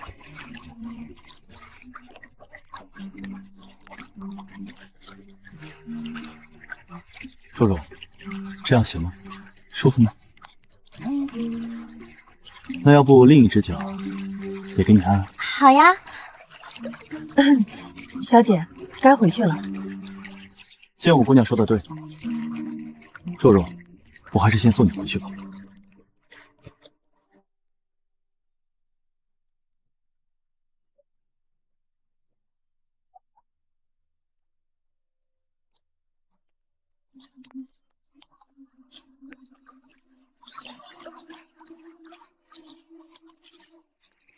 这是从安南送来的燕窝，在安南售价1盏10两银子。安南距离广陵3000余里，送至广陵1盏20两银子。天下贝母以蜀州为最，采于深山之中，送至广陵一钱就是2两银子。听说你那小酒馆，一日也就赚20两银子，连本夫人面前的这一罐燕窝都比不上。人呢，要有自知之明，癞蛤蟆永远都吃不到天鹅肉。人呢，要有自知之明，癞蛤蟆永远都吃不到天鹅肉。娘，你在说什么呢？你怎么会到我这桃花山庄来了？娘再不来，恐怕还真给咱们钟离府找了个好女婿。钟离府3小姐，我操！这是我的事，奶奶早就说过，我的事我自己做主，父亲对此都未曾反对。你何必要来干涉？真当自己生出了翅膀来？你是我生的，我还管不了你了？钟离府是何等的存在？是他那样的穷酸少年能够跨进来的吗？你学你奶奶什么不好？为什么偏偏学了他这种偏执的性子？你在华平湖闹了一出以文选士的笑话还不够，居然胆敢带一个男子回来，他算个什么东西？被李家赶出了家门，去赌房欠了一屁股债，还是靠他爹来帮他还。每天赚2两银子和赚20两银子又有何区别？别再缠着我女儿，你不配。实话告诉你，二皇子已经看上了我女儿，我已经答应你，他是要进宫的，你得跪在地上称呼他一声娘娘。你说什么？你答应二皇子？没错。你可别哭，哭就会变成小花猫，可就不好看了。夫人，其实你不配做他的母亲。你那种燕窝或许很贵，你说起来也头头是道。我倒是觉得你对燕窝的了解比对你女儿的了解更深一些。你知道你女儿喜欢吃什么吗？你知道你女儿的兴趣和爱好是什么吗？你了解你女儿的性格吗？你问过她夏热冬寒吗？作为晚辈，我当然是没资格在你面前说三道四的，但作为若若的未婚夫，我还是想对你说一句。我想说，你所希望的，在不久的将来我都可以给她。她曾经从你那里未曾感受到的亲情，我同样会给她。你放开他的手，成何体统？你给他一个小酒馆的小掌柜，你能给他什么？用花言巧语骗我女儿，别以为我不知道你打的什么主意。本夫人依旧那句话，钟离府的门槛不是你李承安能够迈过来的。来人，将这人给本夫人赶出去。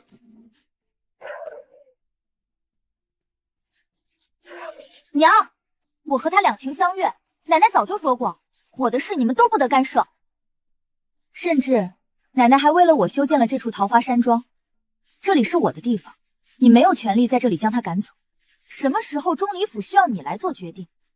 你当奶奶已经死了，你若是不待见他，请你离开，我的夫婿我做主。好你个钟离若水，为了个野男人连娘都不要了，你可知道这都是娘为了你好。是真的为了我好，还是为你荣家？娘，你要搞清楚，我姓钟离，你也是钟离府的夫人。你现在请你离开，这是我的山庄，要不然我就给奶奶写一封信。好好，我管不了你了，但你想要嫁给他，不可能。小侄送夫人一句话：莫欺少年穷。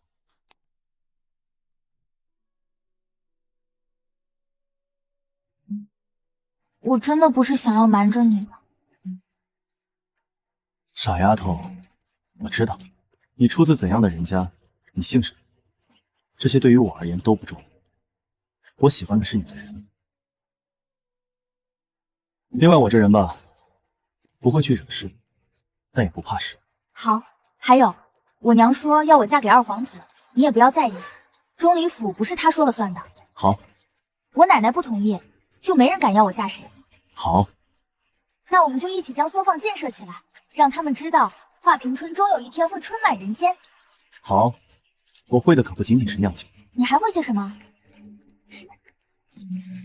一步一步来吧，到时候你就知道了。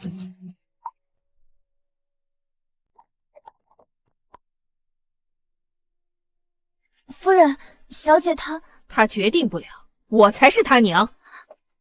我让她嫁谁，她就必须嫁谁。可是老夫人那里，要不要派人杀了李承安？不行，这样就与女儿的关系更加雪上加霜，而且怎么也绕不开蟠桃花，还会与钟离府貌合神离。不能杀，但二皇子他们可以，李承安必须死。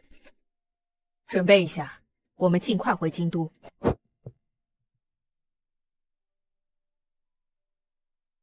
我想要和若水走在一起，就不得不考虑身份问题。门当户对，这在古代是绕不开的。当官是不可能的，那就只能走商这条路了。建立一个商业帝国，大到能够掌控一国经济命脉，这样就能和钟离府对等。以我的能力，在这个时代不难。这玩意儿是从哪儿来的？这难道是一本很厉害的武功秘籍？哪儿来的？天上掉的？明明问问慕容河。又来，跟我走。这个老人，他不是钟离若水的车夫吗？去哪儿？华平湖畔。这半夜的干啥？教你武功。这东西是你给我的吗？没错，很厉害的内功心法。怎么练？想怎么练就怎么练。你是在逗我？不二周天诀神奇之处就在于，每个人领悟之处的不同。老夫所看见的，你未必能够看见；你看见的，老夫不一定能看见。所以随缘。你现在看不出来，就先练武。怎么练？练武就是先挨打，挨得多了，自然就能躲。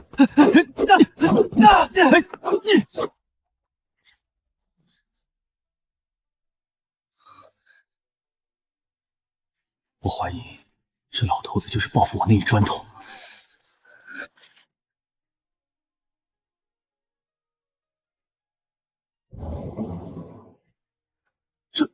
这小子，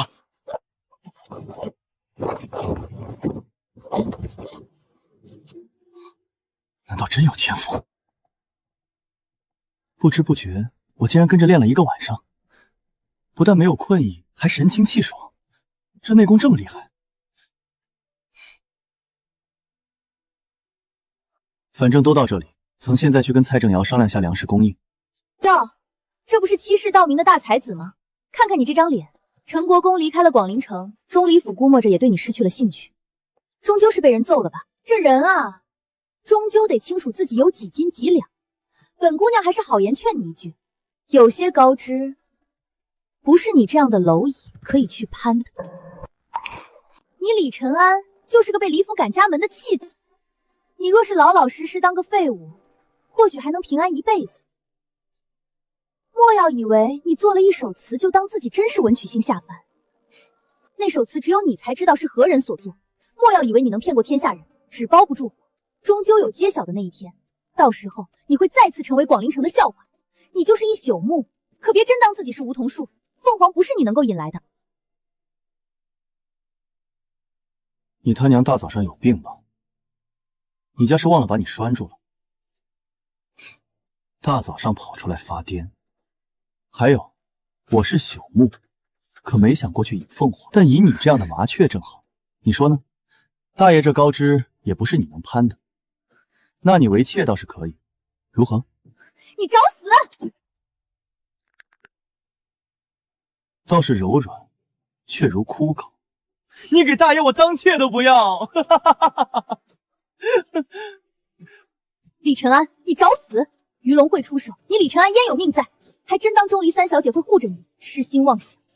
过几日霍叔刚从京都回来，霍家将向沈家提亲。等本姑娘嫁入霍家，你那酿酒的法子，本姑娘会亲自去掌握。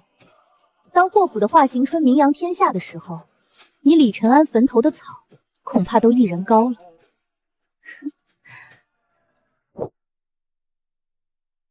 舵主，总舵的消息传回来了，丞相只给了我们一个命令。什么命令？李承安死！来得早不如来得巧，霍家也花了重金请我们出手，倒是能一举两得。舵主，总部说给我们派来一个3境上的高手，到现在还没来，我们要不要等等？不等了，那李承安就是个普通人，而且我们还有4境下阶的吕老出手，任他有天大的本事，也插翅难飞。舵主，总部还有一个命令，如今厉静司在广陵城的人已经解决了7七8八，其余人都藏了起来。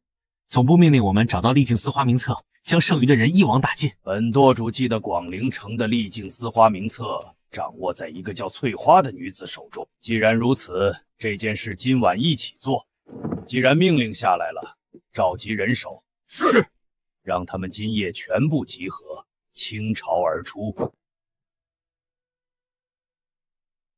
大人，这是任务的最后一天了，属下提醒一下。可我真不喜欢杀人啊。那大人就等着被长老会杀呗。反正广陵绣衣使换的也挺勤的。我本以为江湖离我很远，却没料到，原来我就在江湖的岸边。小花，少爷，小人在。走，换衣服，跟少爷干活去。少爷要去干啥？去杀个人，一个该死的人。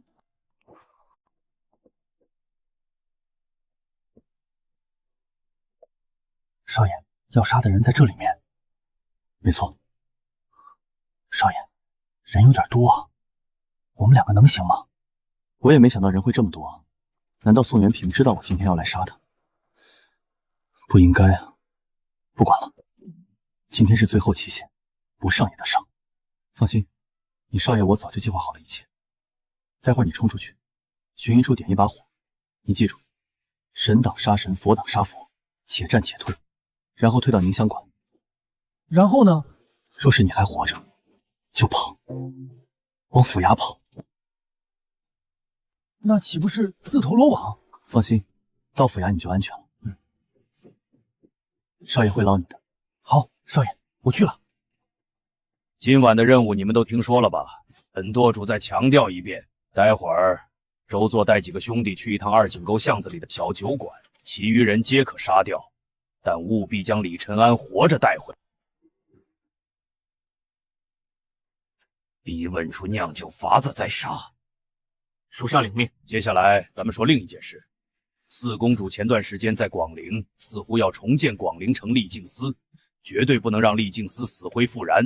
找到叫翠花的女子，拿到花名册，斩草除根。舵主，这件事交给我去办就行。很好，行动吧。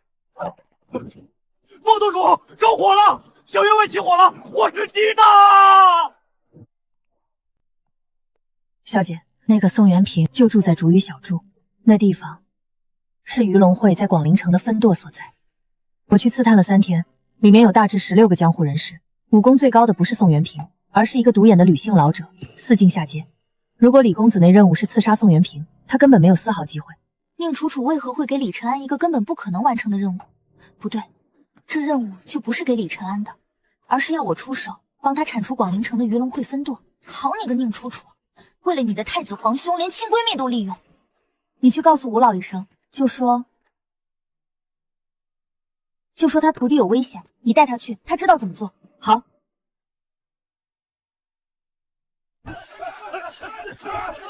哎，喂，你哪个堂的？舵主下了命令，所有人都来救火，你干嘛呢？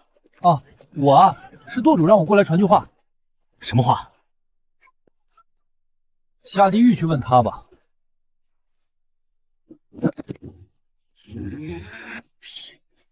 有刺客，抓刺客！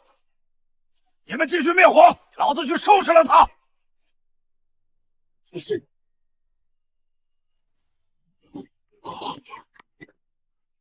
鞭子扎手，多来点人！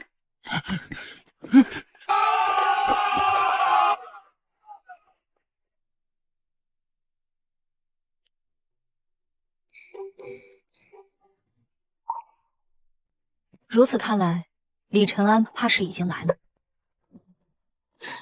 这不废话吗？除了那傻弟子，谁会跑来这儿放火？问题就是咱们去哪儿找得到李承安？吴老，您看，估计李承安逃往了那个方向，他们在追。那老夫去也！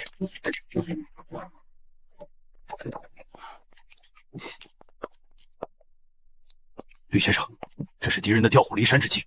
舵主，莫非是丽静司的人干的？得详查，毕竟这丽静司分舵的绣衣使都没了，曾经那些高手都离开了，剩下的都是些乌合之众。本舵倒是觉得这事儿有蹊跷。那除了丽静司，还能有谁？说不准是从丽静司离开的某个江湖中人。毕竟，若是拿到了咱们鱼龙会的名册，也能去丽静司领一大笔的银子。于老，你去守着院子，我去密室看看是否有缺失。好，好机会。慕容鹤说过八境下能打，但也不太厉害，这么也不行，我可以出奇制胜啊！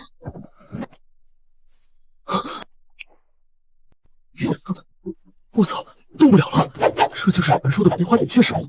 我果然不是当刺客的料，怕是要死在这儿了。可惜钟离若水那么漂亮的姑娘，我仅仅是摸了摸手。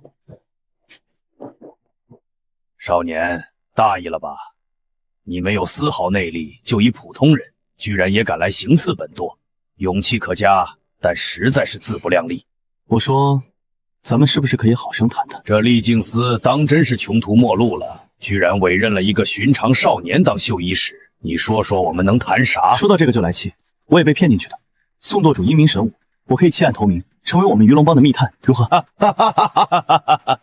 鱼龙会不需要你这么笨的密探。你叫什么名字？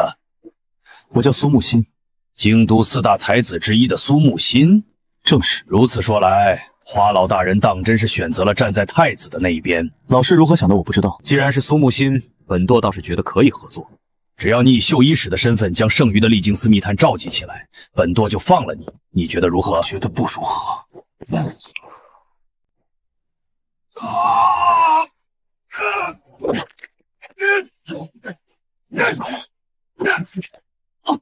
我都以为玩完了，没想到不二周天诀这么厉害，帮我冲开了穴道。你想利用小爷？小爷现在就告诉你，老子叫李承安。你这个老东西，还想叫小爷弃暗投明给你当卧底？也不撒泡尿照照自己，你他妈配吗？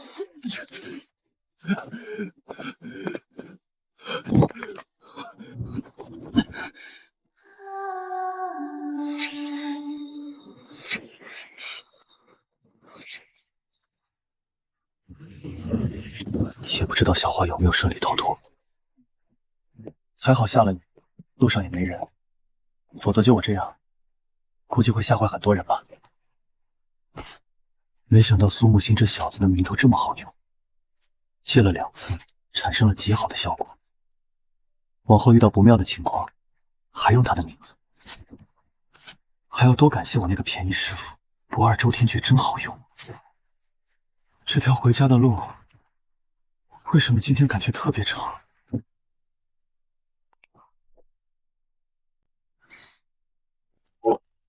宋元平竟然死了！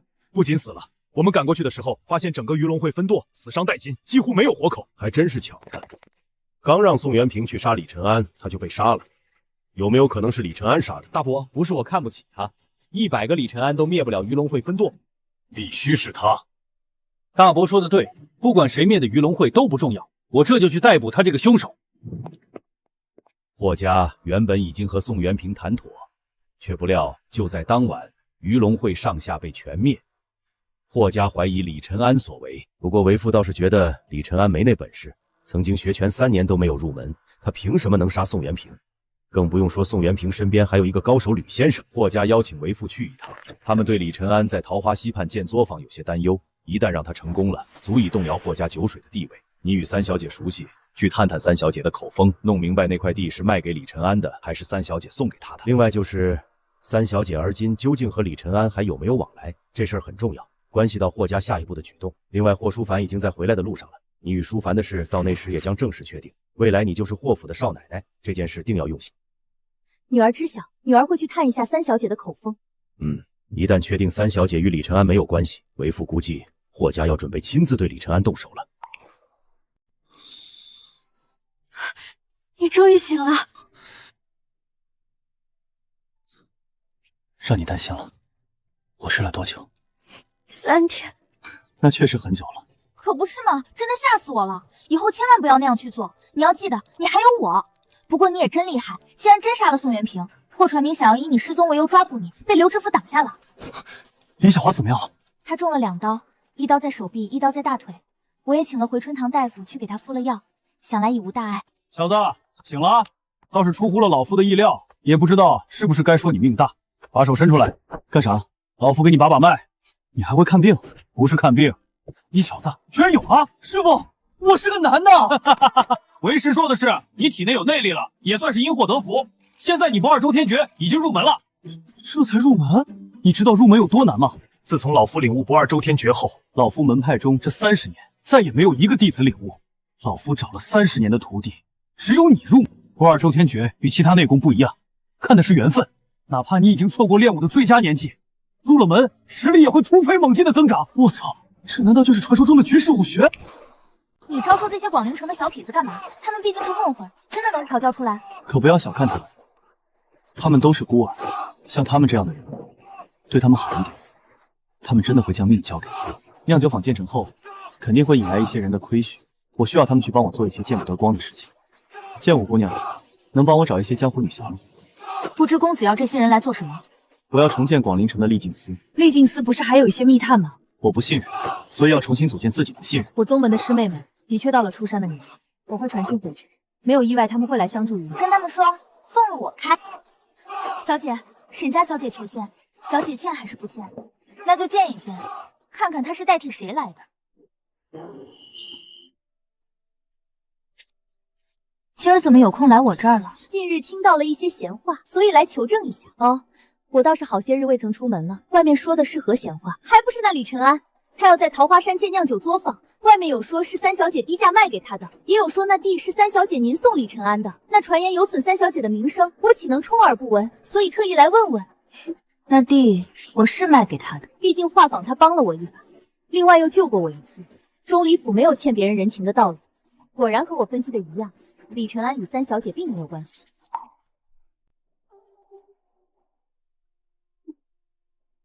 我们猜测的没错，李承安并没有攀附上钟离府这棵大树，霍家就能择机对李承安动手。不过那家伙很穷，兜里没啥银子，我也还没收到钱，约定2年之后他再付钱给我。对了，那李承安若是将他的画屏春大量上市，这对霍家的广陵散可不是个好消息，所以我才来想问问三小姐您的态度。我又不喜欢喝酒，广陵散也好，大屏春也罢，又与我有什么关系？倒是我忘了，若是霍家以雷霆手段向李承安出手，到时候霍家收了他那酿酒的作坊，我知道三小姐您不缺银子的，但霍家的心意是双倍甚至数倍奉还买地的钱。还有这种好事，到时候只要三小姐您袖手旁观看看戏就行。太好了，果然三小姐与李承安并没有什么关系，欠的人情也还完了，那么李承安就可以。父亲，我觉得不急，我倒是有个更好的主意。什么主意？等李承安将作坊建立起来，等他在那处作坊里酿造出画屏春，毕竟我们不知道画屏春如何酿造。好主意，到时候霍家再出手，直接将他的作坊和作坊里的匠人一并接管。从此以后，天下依旧有画屏春，广陵却再无那傻子李承安。为父这就去将这件事告诉霍家，让他们再等等。怎么了？我要离开广陵城一段时间。去哪儿？去京都。猜去干嘛？二皇子当真要向钟离府提亲？不是，奶奶回我的信了。奶奶说我做的不错，同意我们的事了，叫我回京城一趟。等我回来就和你成亲。当真？他说他在京城也听说了你的名字。花老大人抵达京都之后，邀请了太学院和国子监的6位大儒一起欣赏你的词。奶奶还邀请了花老大人去府上做客，花老大人都把你夸上天了。要去多久？短则2月，长则3月。这么久，不会有诈吧？你放心，朝廷的争斗越发严重，钟离府都不会参与，奶奶更不会让我嫁给任何一位皇子。奶奶已经表明了态度，我奶奶可是潘桃花呢，真正的大宁第一人。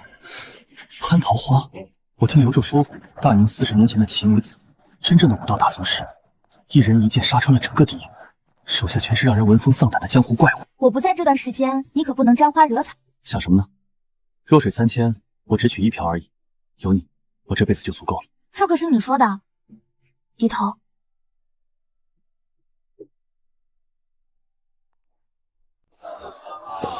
端午文会地址你知道在哪儿吗？画屏湖的一个岛上，需要乘船上去。不过那岛是有主人的。谁？商帝商大家。这又是谁？宁国最为有名的音律大师，许多著名的曲调都是出自他的手。你知道现在青楼最火的曲是哪一首吗？就是你所做的那首《蝶恋花》，曲是由商大家亲手谱的。走，咱们去见见那位商大家。干啥？当然是为咱们新酒桃花酿打广告了。到时候做上100个横幅，让所有人都看见桃花酿。要喝酒里面走。你这个傻子，什么时候还成了一个盲人了？盲人？你才是盲人，你全家都是盲人。本少爷的确是盲人，听说你诗词文章了得，明儿个端午文会，可敢前去和本少爷一战？你谁啊？本少爷霍书凡。哦，不认识。你和我前妻在一起干啥？啊，我不该问，休都休了，这女人不祥，谁跟她站在一起准倒霉。李晨安，别大呼小叫，像个怨妇似的，不然人家还以为我们藕断丝连，偷偷做了些什么。再见，以后最好别来我这儿，我怕若若误会。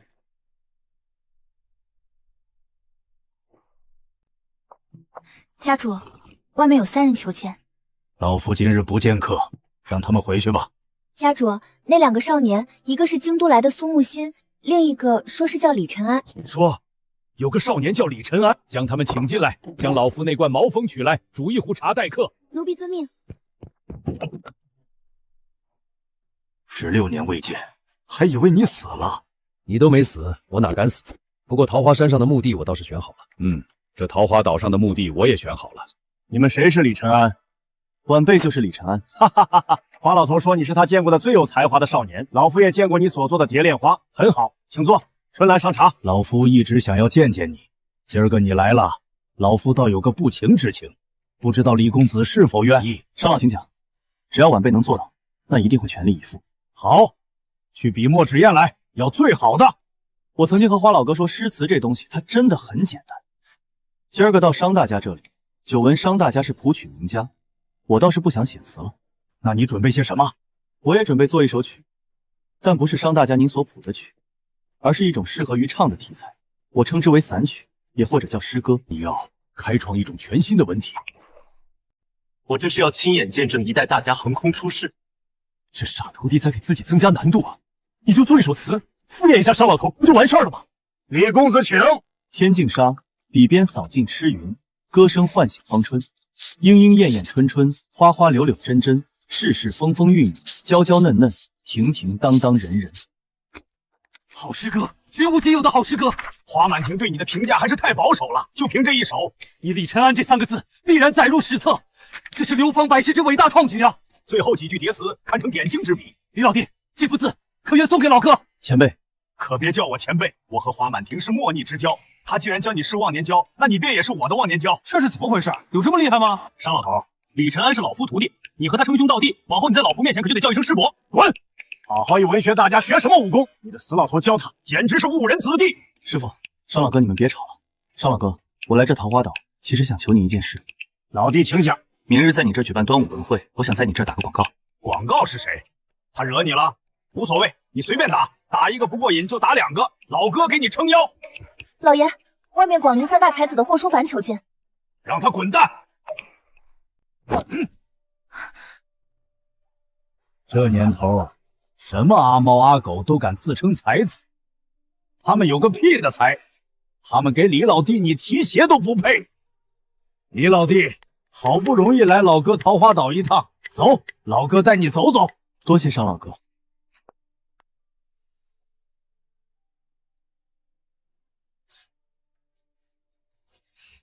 商老不见我们，应该是要着手准备明天的端午文会。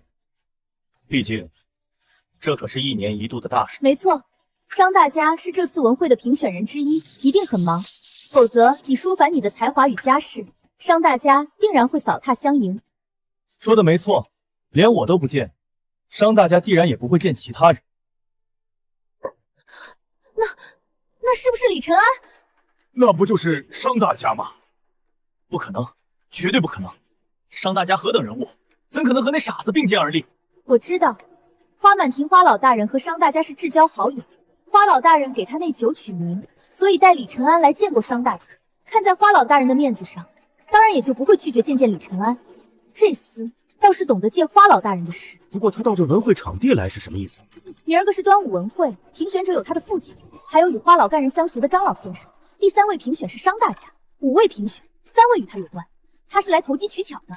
这李承安当真卑鄙。倒是没想到这傻子现在也会通过这些手段来追名逐利。不过遇到本少爷，他的计划要落空了。明儿咱们先到此地，将他那丑恶的嘴脸给揭露出去，自然让他计划落空。桃花岛上桃花酿，榕树下小酒馆，恭祝端午文会圆满召开。饮一杯桃花酿，不胜人间一场梦。没灵感怎么办？饮一杯桃花酿，让各位才子诗词涌现。这些都是什么？亵渎！这是赤裸裸的亵渎！广陵城文会数百年，何曾见过这般荒唐啊！读书人以文养性，当疏远那铜臭而亲近于诗词文章。那李承安倒是为他的桃花酿博得了众人的眼前，可他玷污了这文会的高洁。号外号外！小酒馆出新品桃花酿，赛过瑞露，入口飘香。什么？桃花酿比瑞露还好喝？我倒没想到李承安会弄这么一手。不过好啊，这桃花酿也将是我霍家的东西。什么？此次文会的评选有3人和他李承安有关系？可不是嘛！这李承安为了出名，简直就是不要脸！舞弊，这是明目张胆的舞弊！这次文会根本就不公平，本公子要向贾凤仙学政大人举报。对，我们一起抵制李承安，让商大家出来给个说法。李承安，你个傻子也想翻身，和我霍家斗？本少爷不但让你身败名裂，还要让你死无葬身之地。这是怎么回事？贾大人，他们这是造谣诽谤我儿李承安，你为何认为他们是在造谣诽谤？回大人，因为我儿根本没有来参加这场文会，那舞弊之说何来？公平！我们要公平！李承安徇私舞弊，勾结评选，若是他李承安夺魁，我等不服。换评选！我们要求换评选，请贾大人出来，我们有冤情请愿。叫什么叫？一个个自诩为学子，你们学的都是些什么狗屁东西？你们自己瞧瞧，李承安他人在哪儿？李承安根本就没有参加端午文选。什么？李承安根本就没来？那本少爷做的这一切，岂不是成了笑话？是啊，李承安都不参加文选，到底是谁在借我等之手散播谣言？他告诉我的，打死这狗日的，害老子的梦里被商大家给训斥一顿。对，弄死他！还有他身边的一男一女也是。完了，霍兄，这女人还真如李承安所言，是不行。若是你真娶了，会给你霍家带来莫大的灾祸。难怪这样，还真是。我在京都风生水起，一回来就事事不顺。这特马还没成亲呢，灾祸就如此之大。舒凡，咱们现在怎么办？滚！你这个二手货，给老子滚远远的！舒凡，老子叫你快滚啊！你这个不祥之人，你想害死我吗？桃花岛规矩严禁打架斗殴，若有违者斩。那女人当真不祥，刚离开，本少爷就化险为夷了。老黄，我听若若说，你当年可是燕秋山的大匪，被老夫人收服的。的确如此，也是跟着老夫人，我才有安身立命之所。你在燕秋山留下的人，而今在何处？蜀州，在蜀州收服了几个部落。你的意思？不是老夫人的意思。潘老夫人这是在给最坏的情况布局啊！蜀州好地方，行路难，易守难攻之地，距离京都极远，物产又丰富，自然条件得天独厚，乃是一道天险。这我就不懂了，少爷，桃花酿已经出来了，我们什么时候上市？明天。华平春降价与广陵散一样，桃花酿代替华平春入住酒馆，只喝不带，同样200文1两。该让广陵散滚蛋了。若是广陵散降价呢？他降多少，我们就降多少。好。对了，你去将蔡正姚粮库的粮食全部运过来，暗中进行，以防生变。我这就派人去办。这潘桃花真该死！本皇子都让母妃去说亲了，钟离若水的娘都同意了，潘桃花竟然敢拒绝。根据消息，潘桃花要准备让钟离若水出嫁了，嫁给广陵城李承安。钟离若水这次回来就是筹备大婚的，看来潘老夫人是铁了心不让钟离府站队。无论是钟离府还是京城的定国公府，必须要为本皇子所用。钟离若水是本皇子，李承安是个什么东西？让他死！鱼龙会在广陵城的分舵被捣毁了，看来本相要亲自带着鱼龙会去一趟。你疯了，就不怕太子的反扑？秘密前去就行，有人会帮我扮演好。既然潘老夫人不知好歹，是时候该逼他一下了。杀李承安，抢钟离若水带回京都，到时候二皇子与他成事实，看老夫人怎么选。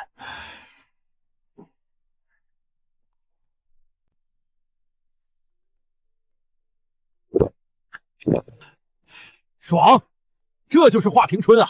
果然不负盛名，没想到我有生之年也能喝上。现在华平春降价了，与广陵散一样，已经卖到各大酒楼中，以后都能喝到。有这酒，同样的价格，谁他娘的还喝广陵散啊？别说同样的价格，就算高一定，老子也不会喝广陵散了。唉，华平春都这样了，不知道那更胜一筹的桃花酿又是何等滋味。喝不起，喝不起，有钱你都不一定喝得到。现在小酒馆需要排号的，他妈的，现在小酒馆外都是排的第2天的号，去晚了还只能排第3天的。现在整个广陵城都在传华平春与桃花酿深受喜欢，仅仅1天时间，我们广陵散便在广陵城卖不动了。李承安那厮，他将桃花酿弄得满城皆知，现在该如何应对？慌什么？他给桃花酿打出人气越高越好，最后得利的还不是我们。不过现在也是时候了，让他把桃花酿和华平春还给我们，先给他来个釜底抽薪。伯父的意思是烧了蔡正尧的粮库。既然已经酿出来了，说明大规模的酿酒法子已经成熟了。烧了蔡正尧的粮库，正好也告诉广陵城的人，霍家不是什么阿猫阿狗都能拿捏的。侄儿这就去安排。先等等，2件事一起办。此事侄儿已布置妥当，用的是咱们霍府的300护院，由周教头亲自带队，当务差策。让陈彤和叶破也去，他们都是2阶高手，一个小小桃花山，排手可杀。好。怎么，这春已经过了，莫非你还在思春？按照时日算来，他那桃花酿当上市了。霍家哪能让他的桃花酿顺利上市？霍家打的主意肯定是要抢了他那酿酒的法子。无妨，他能应对。剑武的宗门可是已经下山了，那坏家伙可别被那些莺莺燕燕迷了眼。明日我就离京了，奶奶让我在桃花山庄举办婚礼，我恐怕去不了，只能提前祝你大婚快乐。谢谢。傻姑娘，这场婚可没那么简单。怎么，想要考个状元？考状元这事儿得你来。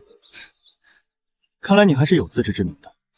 李府是书香门第，你在二井沟那巷子弄个小酒馆，就已经足够丢李府的脸面了，却没料到你还真想要当个商贾。端午那日你在桃花岛弄的那一出，简直丢脸到家，我恨不得钻到地缝里去。那你钻没钻？我是来告诉你，你要发财就滚出李府，断绝所有关系。你弄出那桃花酿，可知道霍家会对你怎么样？自己一个人死在外面就算了，还要拉着李府为你陪葬。李承安，你居心何在？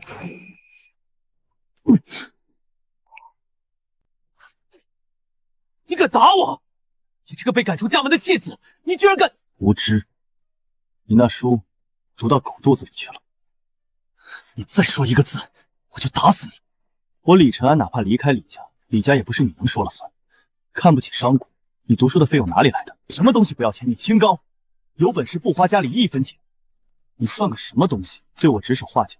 你若担心被霍家报复，自可以离开李家，你敢吗？离开李家，你就是一无是处的废物！滚蛋！再敢出现在我面前，我让你跟你娘都从李府滚出去！京城来的信。哈哈，若若要回来了，本少爷要结婚了。不过若若回来之前，也的确该解决霍家这个麻烦。今晚就开始吧，既然他们不动，那我们就先动。好嘞。李承安的酒坊筑有一座高墙，所以飞上墙头去到墙里面放下吊桥这件事，就劳烦陈先生和叶先生了。陈先生和叶先生放下吊桥之后，务必带着护卫冲入酒坊。你们要记住，要将所有的酿酒师傅全部活捉回来。至于其他人，统统给我杀掉！如果李承安也在那里，我要他的脑袋！你们所有人听命叶管家的安排。记住，蔡正尧有3处粮仓，但都在西市的西北角。他守卫粮仓的护卫只有6人，杀光他们，烧了他的粮仓，完成任务，每人奖励纹银100两。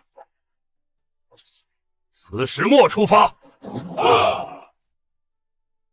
我在府上等着你们的好消息。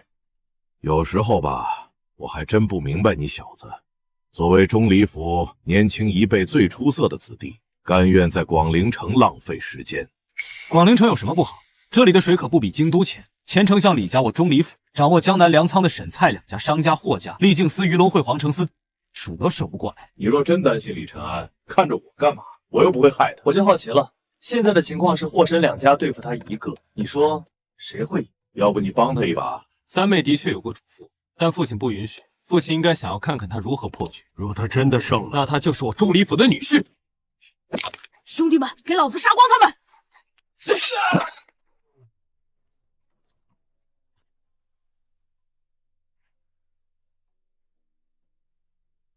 所有人搬粮！统领，那边西市那边着火了，还有人今晚跟我们做同样的事。哼，不管，都快点，给你们半个时辰。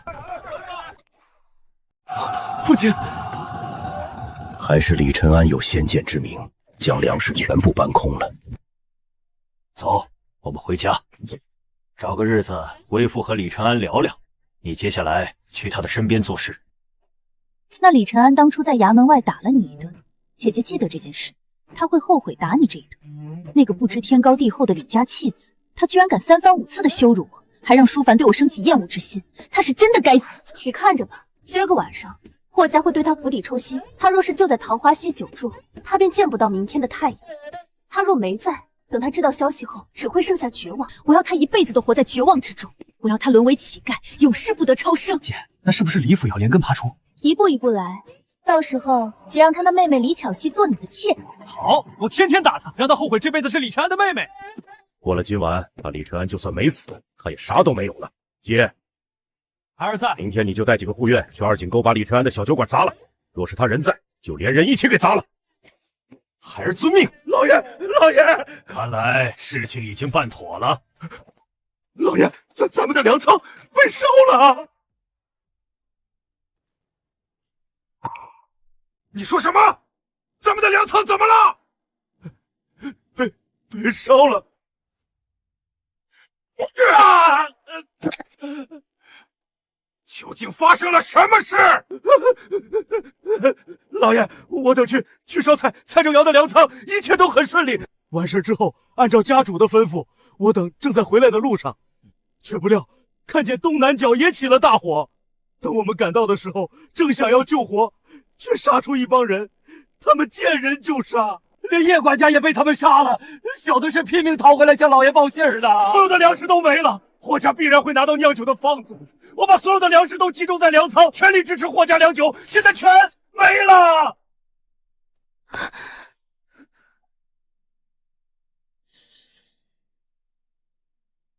知不知道是谁干的？小姐，小人不知啊。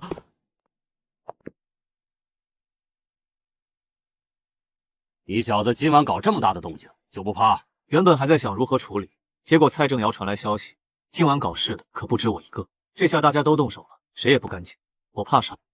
你劫了沈家的粮仓，这一次会让他们大出血，甚至动摇沈家的根基。那不正好？哪有人永远当老大的？蔡正尧可是等这个机会等很久了。看来今晚不安分的还不止1、2人。老夫就想好好的喝个酒，明儿个去弄个酒葫芦，往后记得每天将为师的酒葫芦加满酒。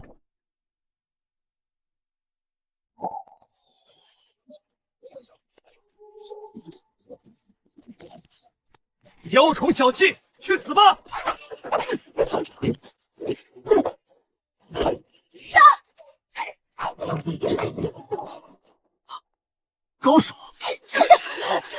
但老子是2境高手，就凭你们也想挡老子？没想到这李承安暗中藏着这么一批高手，若不是我们出手，还真攻不下来。可惜遇到了我们，算你们倒霉。今日桃花溪酒坊一个不留。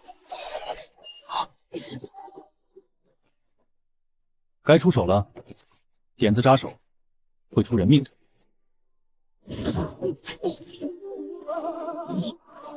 错刀堂的刀法比之木山刀确实差得有些远。前辈何人？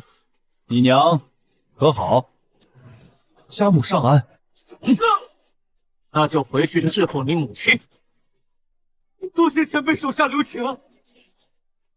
晚辈见过吴老前辈，前辈若是有暇，还请来错刀堂坐坐。去吧。谢前辈。前辈，老夫和你娘不认识。师傅，一个不留。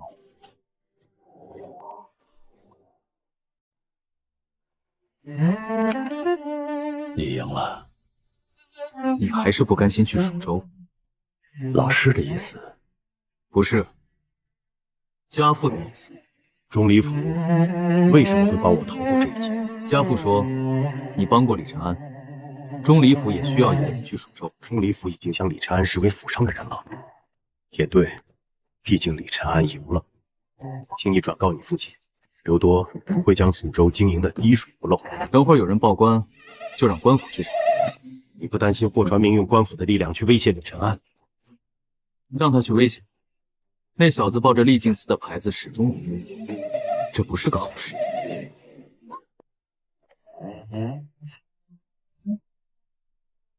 打眼了啊！300个护卫，连那条宽不过3丈的桃花溪都没有迈过去。2个2境上阶高手，一个不见了人影，一个死无全尸。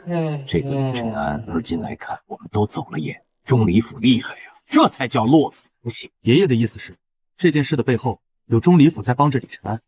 当然，能杀死2个2境上阶高手，唯有1阶。大宁能随便拿出1阶高手，只有钟离府。既然已经得罪了，暗的不行就来明的。传明，你将李承安酒坊里所有的人抓回去，不要杀人，逼问出酿酒的法子。都把武器放下。二狗子，你过来。陈捕头，捉拿李承安。这位大人贵姓？本官霍通判。哦，原来是通判大人亲来，不知在下何罪之有？外面的300具尸体还摆在那儿，莫非你李承安敢做不敢当？大人这话说的，他们拿着武器来杀我，我才是受害人。你不去查是谁人所为，反而来捉拿我这个受害者。本官不用你来教导，本官当然要从你这酒坊开始调查。陈捕头，将这酒坊所有人统统拿下，违命者杀！李公子得罪了。霍传明，本少爷给你3分颜色，莫非你还要开忍不成？本想给你留点颜面，指不定某天你霍家还会与我李承安有些往来。既然你不知好歹，那你别怪我。草民是谁给他的勇气，居然敢直呼我名字？怎么，你指望钟离府的人来救你？本官告诉你，这是一件大案，就算钟离府也没有资格插手。好大的官威！本姑娘倒要看看我钟离府有没有资格。李郎，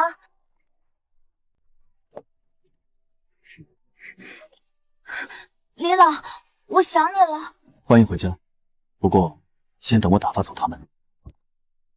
霍传明，你胆子很大，敢跑到本小姐山庄来抓人，要不要去钟离府抓人？该死，这钟离若水早不回来晚不回来，偏偏在这个时候回来。三小姐，我也是秉公行事，还望三小姐莫要为难本官。也就是说，你今天抓定我了？当然，不仅是你，还有你作坊内的所有人。既然如此，那你看看这个，再决定要不要抓本官。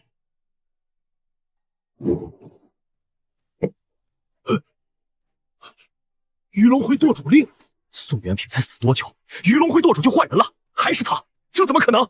宋元平不是他杀的，所以这舵主令只能是鱼龙会给的。你怎么可能是鱼龙会舵主？这么说，小霍是不相信了。莫如你去京都问问总舵的长老，或者问问姬丞相。在下不敢。你来这里的目的是什么？你我都清楚。既然你们已经不要脸，那本少爷也要收点利息。还要抓我吗？不敢。滚！你真是鱼龙会舵主？当然是假的。当时杀了宋元平，从他身上薅走的，没想到还挺好用。你是不是傻？就不怕鱼龙会找你麻烦？分舵都没了，他们腾不出手。你不是说至少2个月吗？怎么这么快回来了？当然是回来跟你成婚了。你看，都是些什么嫁妆？怎么样，娶本姑娘是不是赚翻了？这么多嫁妆，我可拿不出相应的聘礼。看来我只能将自己当成聘礼给若若了。德行，快走吧，好好装扮一下桃花山庄，以后这里可就是我们2人的家。该死，该死！李承安怎么成为了鱼龙会舵主？现在已经不是考虑能不能拿到酿酒发子的事情了，而是李承安如何用鱼龙会报复霍家。若是他真这么做，霍家要完了。他并不是鱼龙会舵主。谁？你可以叫本相姬丞相。姬丞相，你是姬丞相？下官霍传明拜见姬丞相。起来吧。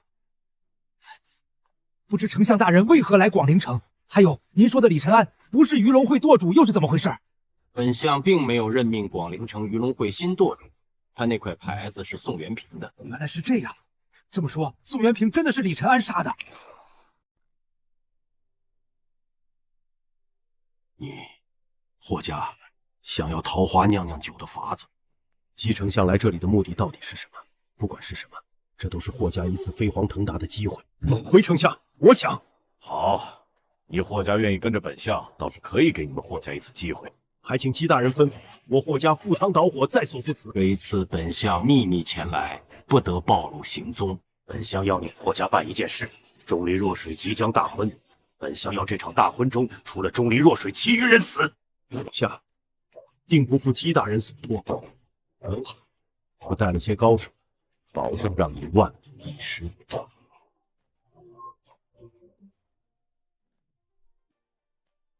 时辰到，请新郎新娘进堂。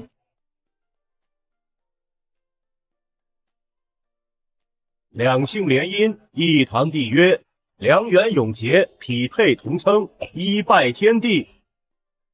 慢着！你是谁？为何要阻挠我的婚礼？我是谁？你还不配知道。当然，一个死人也没必要知道。三小姐，你当真不为钟离府考虑？你能嫁的只有二皇子殿下。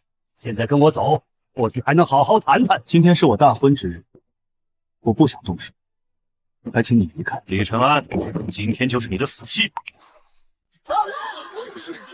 霍传明，本少爷已经放了你一马，看来你是真嫌自己命长。李承安，你装什么？真当我不知道你鱼龙会舵主身份是假的吗？你好大的胆子！既然敢冒充鱼龙会，你就等着鱼龙会无尽的追杀吧！不，都不需要鱼龙会追杀，你今天就要死在这儿。不仅是你，今天你这里所有人都会死。这么快就知道我不是鱼龙会的？我还想着去霍家敲诈一笔。所以，谁给你的胆子，敢闯桃花山庄，不把钟离府放在眼中？整个山庄都已经让人封了，没人能出得去。等所有人一死，谁知道是我干的？惹怒了钟离府，你霍家是不想活了？我霍家如何？不需要你这个蝼蚁指手画脚。你死后，不仅酿酒的方子是我霍家，我霍家还能更上一层。所以你的依仗就是他了。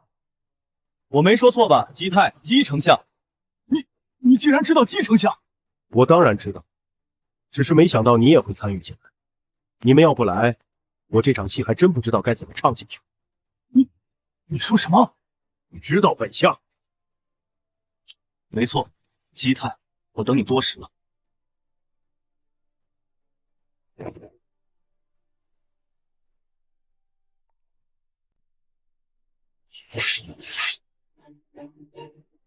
我们可是恭候你多时，所以这是针对老夫的一个局。恭喜答对了，今天可不是我成婚，而是给你准备的葬。为了引你过来，这场戏是足足准备了数月。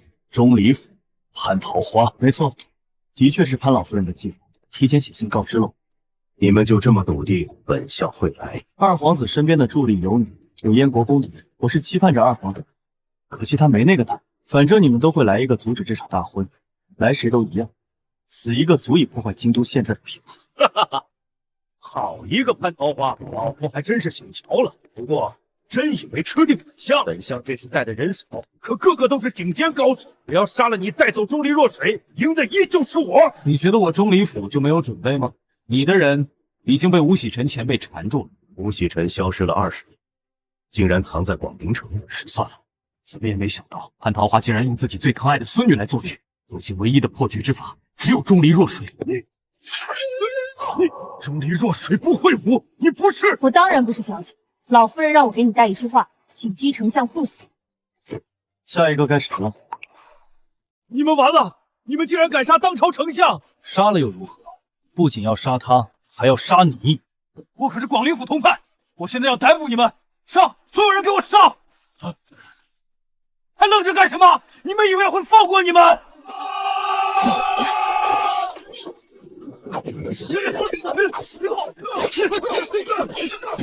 李承安，我今天先杀了你！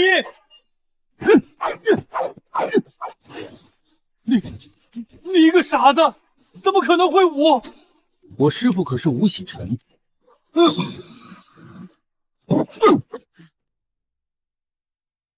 放过我，霍家不会再打酿酒方子的主意。我们愿意退出广陵城的市场，全部都让给你。你霍家一次次的给我使绊子，现在知道求饶。你带人杀进来的时候，怎么没想过求饶？你霍家的市场份额，我会亲自吃掉，不需要你让。不仅广陵城的市场，整个大宁的市场，我都要吃掉。你霍家现在后悔与我为敌，晚了。